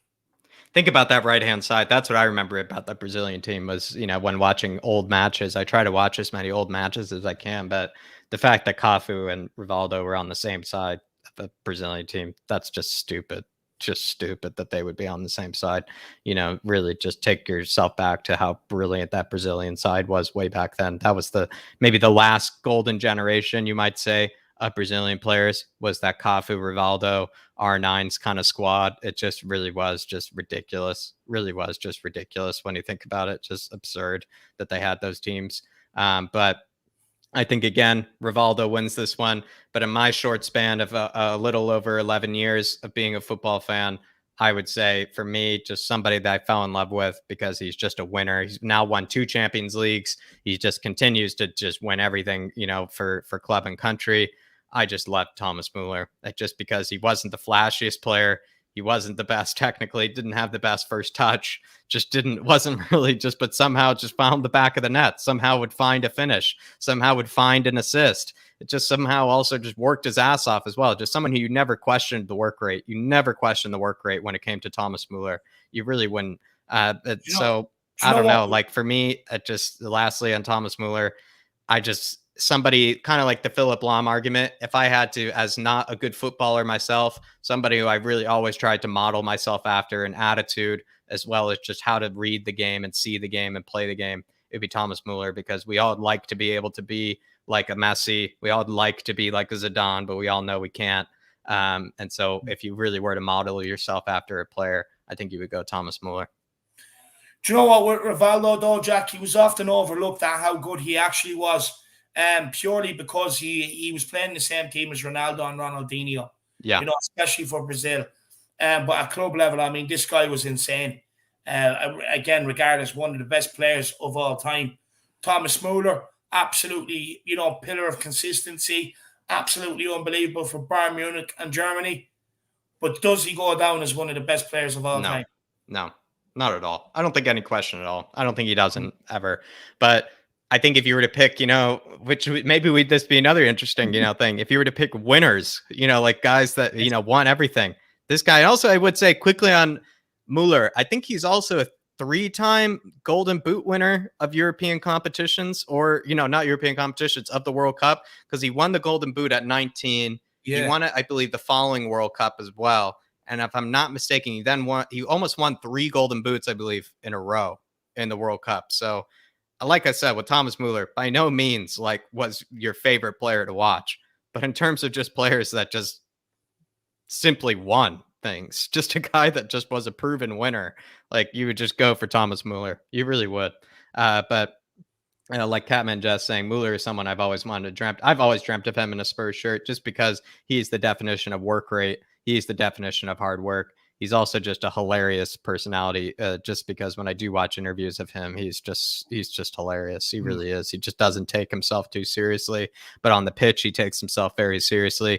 Is an absolute shithouse. What I did like about Thomas Muller as well, he's a huge Barca killer. he loved beating up on Barcelona. Thomas Muller does. So, and also my favorite thing, he does the Højbjerg celebration as well, which means he doesn't run to a corner flag, do a celebration. Every time Thomas Muller scores a goal, he does exactly that celebration in the picture there. He just kind of sits there and just throws his hands into the sky and just screams at the players. He always celebrates right in front of the defender that he just scores a pass. He's just maybe you can tell everybody, I've picked a lot of shit houses. For my 11. Do you know what? Thomas Muller, Jack, ice cold in front of goal. But has he got a Ballon d'Or?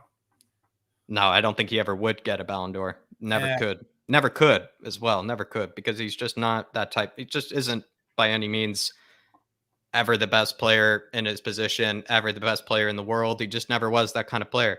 He just was somebody that I think just simply made, you know, a lot of people kind of dream if you weren't somebody with the best touch in the world, if you weren't somebody that had all the skill, all the athleticism, whatnot. You can tell I picked a lot of players in that regard as well. Players who didn't have the most athleticism, players that weren't really, you know, the best skilled sort of players, naturally talented sort of players. You really would kind of, pick somebody like a Thomas Muller and Philip Lahm and a Schweinsteiger and players like that. But yeah, I think Rivaldo, I mean, seriously, if you're going, and also David, a great shout. The reason Rivaldo doesn't get enough respect is because he was in a team with R9, with Ronaldinho. It's just, he was somehow the least respected or even least well-known player of that front three, which is just absurd when you think about it. Just absurd when you think about it. And interestingly enough, the guy only retired in 2015, and the only reason why he retired was because he wanted to help his son make it in the game. He just would play football forever. It seems like he'd be like one of those Japanese players that are playing till they're 60, kind of thing. And he had the athleticism to do it. Just going to go through the comments here on this one. George Best, he could probably win it. Of this one. He maybe could. David put up a really good argument, though, for Rivaldo. He put up a really good argument. Mueller always there at the right place at the right times. Like, that's just what makes him hilarious. I would say he's the reason, I think, as well, that, you would just say, again, he wasn't the best player in any team he was in. But the 2 Champions Leagues that Bayern did win in this last decade, I think Mueller is the reason they won it. I really do think he's. You know what? Screw it, Jack. I'll cave in on this one. I'll give you Thomas Mueller, to be fair. You put up a good argument. Look, 3 goals. It's more the winner's argument. It's not skill, though. It's not like ability. It has nothing to do with ability. Just think about somebody who won a lot of things. Like somebody, and it's not a coincidence with how much he won. Yeah. It's not a coincidence. It's weird, but I think it's a tie. I think it's a tie on that one, because at the end of the day, Rivaldo did not win nearly as much as Mueller did. So. Do you know what I will say? Do you know what I think separates the two, Jack, being honest? I think Mueller spent more time at top level football than what Rivaldo did. Look, with Rivaldo, he spent 1 season at Deportivo, 1, 2, 3, 4, 5 at Barcelona, 2 at Milan. The rest are for Brazil, Olympiacos, AK Athens, Palmeiras, Santa Cruz, Sao Paulo. He played in the Uzbekistan League and stuff like that, whereas Thomas Mueller has consistently stayed at the top. So I suppose on that basis, you'd probably have to give it to Mueller. I think I wouldn't have even included Mueller if he didn't also go through that period where people started to doubt him. And then, like I said, he broke that Kevin De Bruyne record, which I thought was an unbreakable record, David. Let's remind everybody that I think that record was 21 assists in just the domestic league for the Bundesliga. De Bruyne had 21 assists, and Mueller, I believe, finished it with like 23, 24 or something assists like in one season. And that was like just last season or 2 seasons ago as well. I just thought that was like an unbreakable record. I really did. And Mueller somehow broke it. And again, also I would reference, the golden boots that he won in the World Cup. It was just also insane. He won a golden boot at 19, Thomas did. But I think what's funny is that the only reason as well, like, even would score goals is just his work rate. He just would score because the guy just never stopped running, never stops moving, never stops. He's just a fidgety kind of guy. And as you can tell, everybody, I do pick a lot of the shit houses as well. Mueller is a brilliant shit house. Have to go Mueller. The guy is so clutch too. Yeah, he is quite clutch. David Beckham hasn't been mentioned, but I think, I don't know, it's just maybe David and I being, maybe not, being from the UK, maybe we're just not the biggest David Beckham fans at the end of the day. No, do you know what? Actually, Jack, I was a huge fan of David Beckham. I was actually a huge fan of David Beckham. I really like Beckham, but Beckham for his free kicks, his cross is brilliant. But if you're talking about a player that can produce a goal out of nothing, that's why I did put Rivaldo in there. Yeah, that's well said. I think George Best is certainly Garincha and Jairzinho as well. Again, Kuva, you're really just showing your wisdom on us. You're really just impressing your wisdom on it. But Garincha, I've heard plenty of. I really have heard plenty of. But you're just putting your wisdom on me. And Kuva, you would destroy me in this one if you pick players, of who you've been witness to. You would absolutely destroy me, my man. You would destroy me. But we are going to move on to the left wing, everybody. With the left wing, this one is going to be, I think, the best. Might be the most even debate. This one might be the most even one. I've gone for CR7. David's gone for Ronaldinho. Ronaldinho, the best ever skiller, the best ever technical ability of all time. And then CR7 for me, I think the best goal scorer of all time. But Dave, Ronaldinho, I'll let you take it away first. No, look, Jack, you're talking about the player that I think anyone's watched would give them everyone's favorite player ever of watching football. Look, Messi was better, in terms of what he's won and all. But I mean, Jack, you're talking about a guy that has, I mean, you see a player do one bit of skill nowadays, people are jacking off over it. You know, they're going absolutely crazy, high-fiving each other. Oh, did you see that? That was sick. I mean, this guy done it on a regular basis, skinning 2 or 3 lads with either an assist or a goal at the end, without doubt. You know, you're talking about a guy that can juggle the ball on his back, with his feet, with his knees, with his head. You're talking about a guy where you can have 3 players around him. 1, 2 little flicks, he's gone. I mean, this guy had it all: strength, pace, power, skill, the finishing ability. If this guy wanted to, he could just pick up the ball and beat the whole team on his own. He doesn't need help, Jack. You're talking about, I mean, one of the most gifted footballers of all time. The only downfall is if he lived like Ronaldo, Ronaldo wouldn't even be in this conversation. Wow. I mean, you're talking about a guy that used to play, used to party, take drugs on the weekend, hang around with women every day of the week. You know, I mean, you're talking about a guy which you would not allow nowadays, that would, when he went to clubs, they specifically allowed him to go out, not train, and just come in and play games. You know what I mean? Because they knew how good he was. This guy was the ultimate footballer. I mean, this guy practically retired David Seaman at Arsenal as well, with a free kick in the World Cup, I believe 2002 again. You know what I mean? Or was it 2002? I'm not sure. But it was from an unbelievable angle, one of the most obscene angles I've ever seen. Standing free kick as well. And David Seaman was one of the best goalkeepers at the time, you know. He was a very hard man to beat, the size of the guy.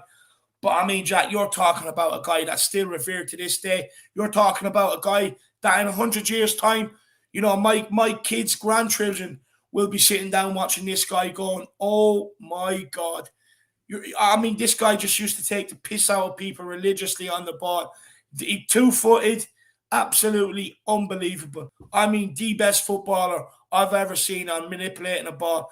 I'm sorry, as good as Ronaldo is, I'm not giving up on this one. I'm not. I think with Ronaldinho, if you had 11 Ronaldinhos, the big question is like, would you ever even touch the ball if there were 11 Ronaldinhos on the pitch? I don't even know if you would ever touch the ball. Also, I think as well, you know, somebody in their prime, who would you rather have? I think you would go for Ronaldinho. But then again, now I'm going to give a bit more Ronaldinho praise here because I think he's the other thing as well with Ronaldinho, he's everybody's favorite player. He really is everybody's favorite kind of player. You know, there's not really a lot that the guy ever did that, you know, it's just not someone who you would watch and just be like, oh, you know, not for me, you know, kind of guy. Like everybody gets a hard on watching Ronaldinho play. The best ever touch of all time, the best ever skills of all time, the best techers of all time, the best ever, you know, just excitement kind of player of all time. Just a lot of the best things of all time, really, when it comes to Ronaldinho.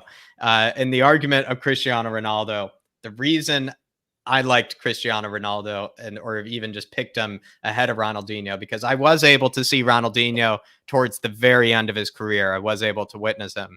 But with Cristiano, for me, I just feel like Cristiano, if you're looking for a goal scorer in this all-time 11, even though you have plenty of goal scorers to pick from, Cristiano, I think, is the best goal scorer of all time. The guy has broken his own Champions League record, if I can remember, multiple times, and he still holds the record for most Champions League goals in a season. And he's broken that record multiple times himself. I think, you know, even that one moment when he did it, David, if you remember that celebration where he went the 1-5, the 1-5, the 1-5, that was him breaking his own freaking record, you know, for the Champions League. He is the best Champions League player of all time, Cristiano Ronaldo. So when you can take that in consideration, I think it makes a much more difficult debate, because if you look at the UCL, if you look at the Champions League in its invention, since the invention of the Champions League, I think Cristiano Ronaldo is the best ever Champions League player of all time.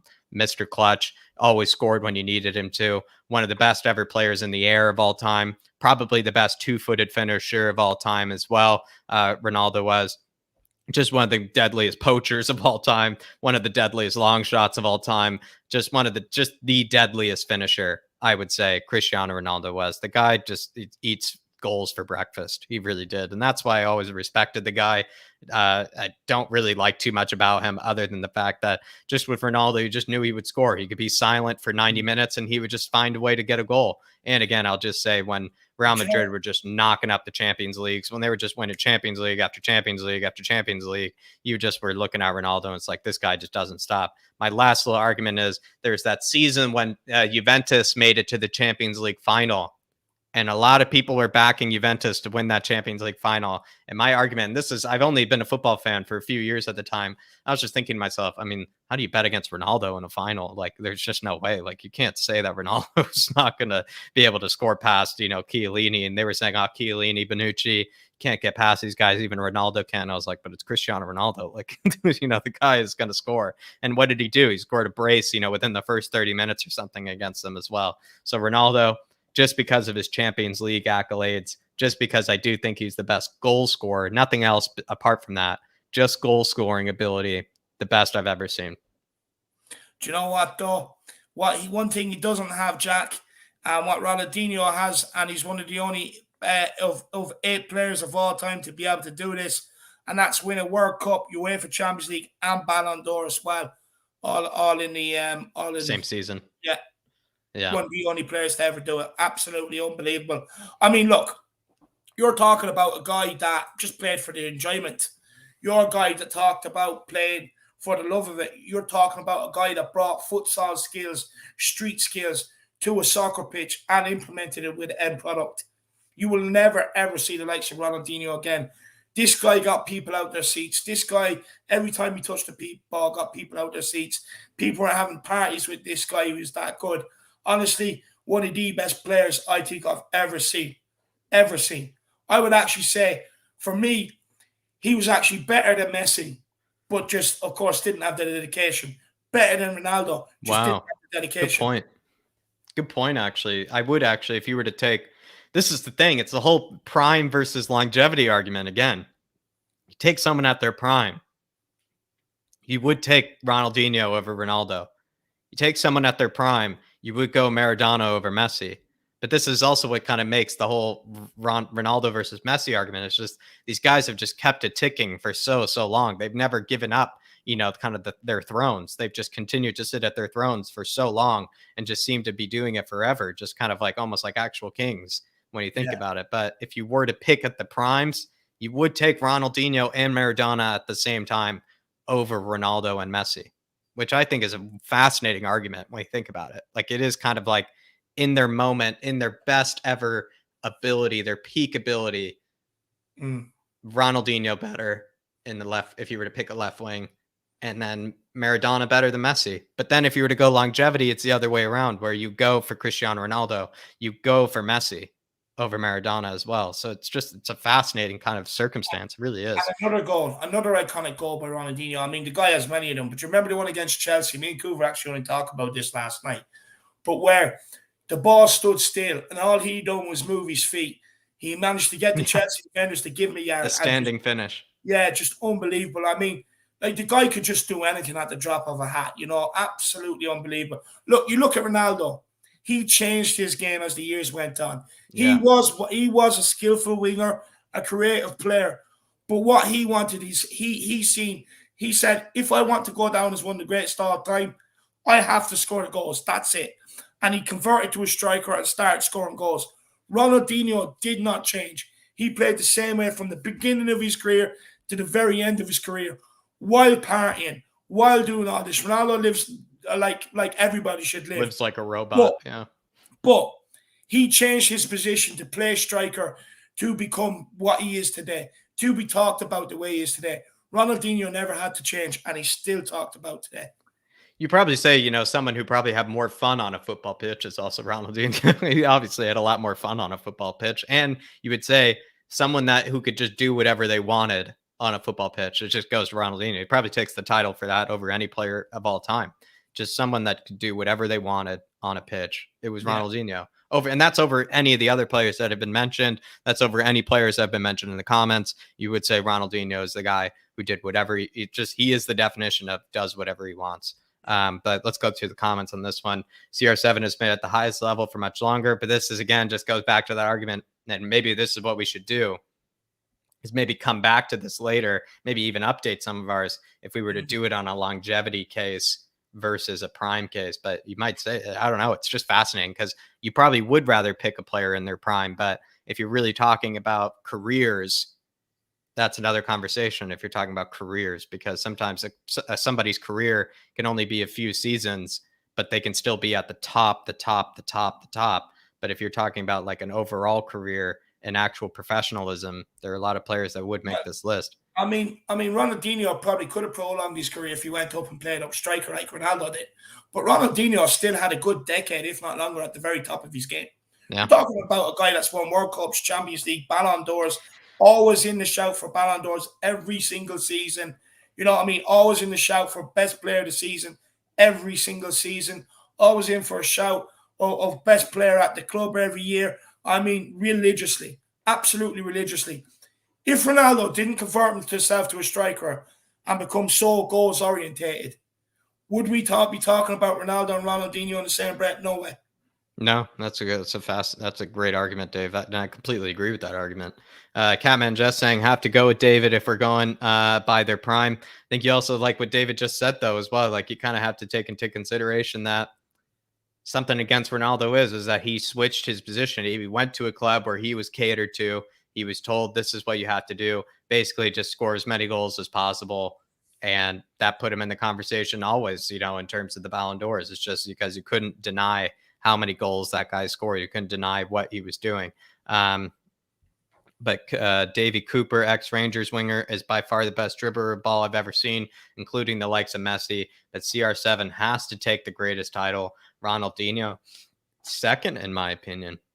Interesting. Maybe he's like me. He's going on the whole goals kind of basis. Just somebody who put the ball in the back of the net, just knowing better. But that's interesting also as well. I haven't heard of Davy. I've heard of Davy Cooper, but I haven't even seen any highlight reels of him. Honestly, Cuba 99 again, beating us in the wisdom case. Frank Ribery, I don't think makes this list at all, but certainly a player I did love in his prime. I did love Frank Ribery. My family, this is a damning one. This also makes Ronaldinho win. Par Miguel Escobar said, my family traveled to Spain to the Camp Nou just to watch this guy play. He was that kind of player. He was that kind of player. You would pay any price in the world to be able to watch him. Best ever keeper, Pat Jennings. Best center back was Beckenbauer. Good show. There you are. Ed M saying George Best before my time. But from videos online, he would walk in at left wing in his prime. But at 24, he was a shadow of a player he used to be. So CR7 has to get it. And I ain't leaving original Ronaldo out. I mean, this is coming up, though, Ed M. You're predicting what's coming up. Ronaldinho is my favorite ever player, though, by the way, says Cuba 99. He says Ronaldo wins it, but maybe he's not, you know, his favorite ever player, but he doesn't win it, which is an interesting one. He's being maybe not so biased, or I don't know. But Cuba, very, very wise of you. The Ronaldinho goal versus Chelsea when he swiveled those hips. Yep, the swiveling of the hips and bent it past check with a banana outside the foot goal. This was just, yeah, it's probably, again, you know, one of those goals, like I said, with Roberto Carlos, where you just take it home with you on a deserted island. With Thomas Muller surviving a Paraguayan prison like Ronaldinho, I think not. Honestly, I actually would back Thomas Muller to survive a Paraguayan prison. I think the guy honestly has a bit of street smarts about him. I would say Thomas Muller as well. You know, seriously, he's also quite feisty, the guy, actually, Thomas Muller. But I love that comment. Honestly, that might win comment of the night. I love that. Yeah. No, look, just with Ronaldo, do you know what it is? Look, finishing ability, unbelievable. But all around football, Ronaldinho is miles better than CR7. Miles better than CR7. No. Miles better than CR7. This is a hilarious. This might also win comment of the night. I know whose team would have the highest bar tab. Oh, wait until we reveal the next one. It'll be over. I'll be spent out. Might as well then finish it off, everybody, on the striker position. It is going to be I'm going to concede to David on this one. Is R9 versus Zlatan. Let's see. Maybe I'll just go quickly on Zlatan. With Zlatan, will we ever see another play? And this is what's funny, actually.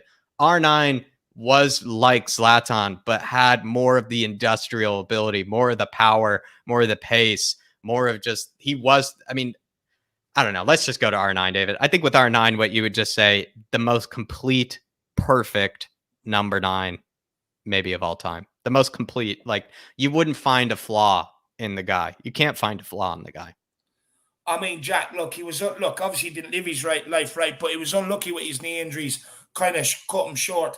But I mean, you ask any player, any footballer, this guy is the best striker of all time. You're talking about a guy that could pick up the ball in midfield, dribble through 3 or 4, and round the keeper, and then tap it in. You know, he done this on a consistent basis. I mean, you even compare Zlatan Ibrahimovic's Barcelona Inter Milan career compared to what Ronaldo done for them. I think, yeah, STEM fans, they'll all say Ronaldo is better, adored for what he done at Madrid. I mean, single-handedly destroyed United in the Champions League as well. I remember that.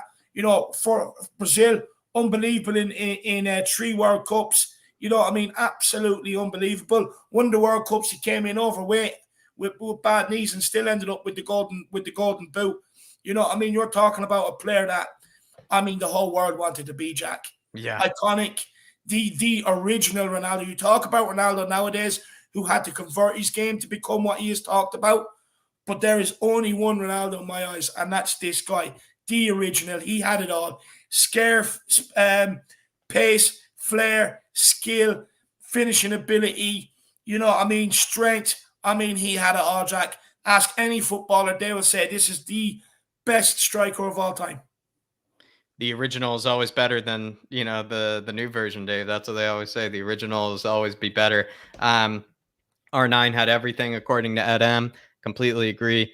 The greatest striker of all time is Eusebio of Benfica from Portugal. Look at the stats. In terms of the stats, definitely probably wins in that regard, Catman Jess. But I feel like Eusebio, I don't know, like if you're actually looking at what we were just speaking about with R9, I just don't even know. Like if I can't actually, like, this is the thing, you know, I try to like find a flaw or something in a player, like you just can't. Like with R9, like there's just nothing he didn't do well. Like everything he did was perfect. Everything he just did everything perfectly. Seriously. And don't forget, with a lot of the goals he's got, he also had some of them coming off the left wing, the right wing, not just up front. You know what I mean? Unbelievable. Yeah. David, you know, kind of trolling with the Miroslav Klose. I would say about Klose, though, maybe one of the best headers of the ball of all time. Maybe one of the best headers of the ball. That guy had ridiculous aerial ability. One of the best poachers. Yeah, one of the best goal poachers, Miroslav Klose. Yeah. He was. He also, for somebody that was only like 6 feet tall, that dude could actually rise out of the air like really, really impressively. But I mean, was it 2000? Just not even in the conversation here. But David knows that. David knows that. Actually, I think it was 2006 when Miroslav Klose and Ronaldo were having the goal off, and they ended up playing each other in the final, didn't they?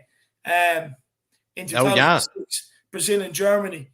But look, you know, Miroslav Klose, as much as he tried, he just couldn't touch the Ronaldo. Well, he just didn't have. He relied on his finishing ability. He relied on his aerial ability. He relied on that, you know, kind of smelling out a goal. But, you know, apart from that, I don't think he had very much else. But that's being like, I can't believe we're putting down some of these players in that way. Like, when you really think about it, they're all absolute legends. I think R9 wins this one hands down, according to everybody. Just quickly, Mr. Simon says, as a number 10, my idol is Roberto Baggio. Great player. Great player. Ed M saying, you know, maybe kind of seeing my argument there. Ronaldo is an incredible goal scorer, though, probably the best of all time at doing it. Yeah, if you're just talking about a guy that was just basically a slut for goals, like it really is. Ronaldo is just the best of all time. Just seriously, like I think the best ever Champions League player, at least of all time. I think the best ever Champions League player, CR7, because the guy, you just look at his golden boots for the Champions League. You look at the amount of Champions Leagues he's won. He's just the Mr. Champions League. He's Mr. Champions League, but I think David wins that one before. But just going to quickly get through it. Bobby Zamora. I loved Bobby Zamora. I've watched highlights of the guy. I did love Bobby Zamora. But I believe he's that guy. He played for Fulham at one point, right? Yeah, Fulham, West Ham. There was a few of them. He was a bit of a journeyman. Good ball. But no, that song. But I guess because I watched that one match that famous match where Fulham beat Juventus, Zamora, he was unbelievable. That was one of the greatest number 9 performances I've ever seen. One of the greatest number 9 performances I've ever seen was that game he played against Juventus. Yeah, you're right.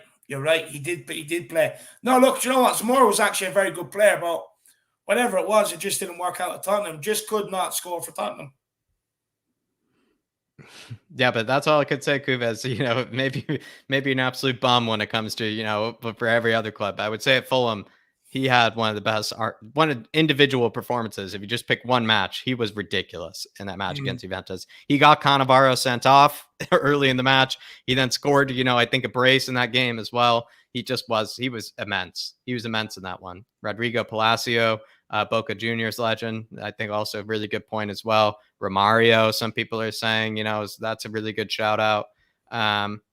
Really, I think it's honestly, I think it is insane. I think it is insane. But this, I think, will be up. This is going to be it, everybody. We'll just quickly go through our 11s. I think David's 11, when you look at his 11 all put together, as maybe the one thing you would say, not only is it the best 11 you could practically pick, but also maybe does have the highest bar tab, as Golden Cock said as well. But you have Oli Khan in goal, Cafu or right back, Maldini center back, Nesta also the other left-sided center back.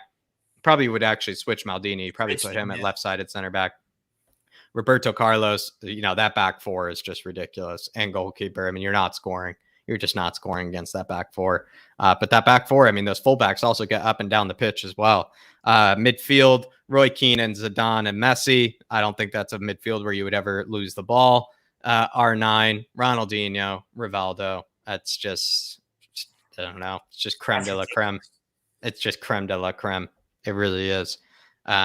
Mine, which is definitely shows I just need a lot more football to watch, and haven't been, as privileged to be able to be witness to some of these guys growing up, which just really puts me down, if you ask me. Mine is Manuel Neuer in goal, Ramos center back, Philip Lahm right back, Carlos Puyol center back, Marcelo left back, Schweinsteiger and Iniesta in the midfield, Messi, and then Müller, Zlatan, and Cristiano. But that will be it, everybody, for this stream. Hopefully you've enjoyed this, a bit of time to, take our days, take our minds off of Spurs for a bit. We will be back tomorrow on the Irish Hotspur with a bit of Kaneki Answer Me. Thank you to everybody that's joined us. Thank you for everybody that's informed me on all these players as well. I've honestly learned a lot from you guys. But David, hopefully you enjoyed yourself. Maybe we also learned a bit from the Flat Cap Army. Do you know what? Look, Jack, I had an absolute ball. You brought Philip Lahm back into my life.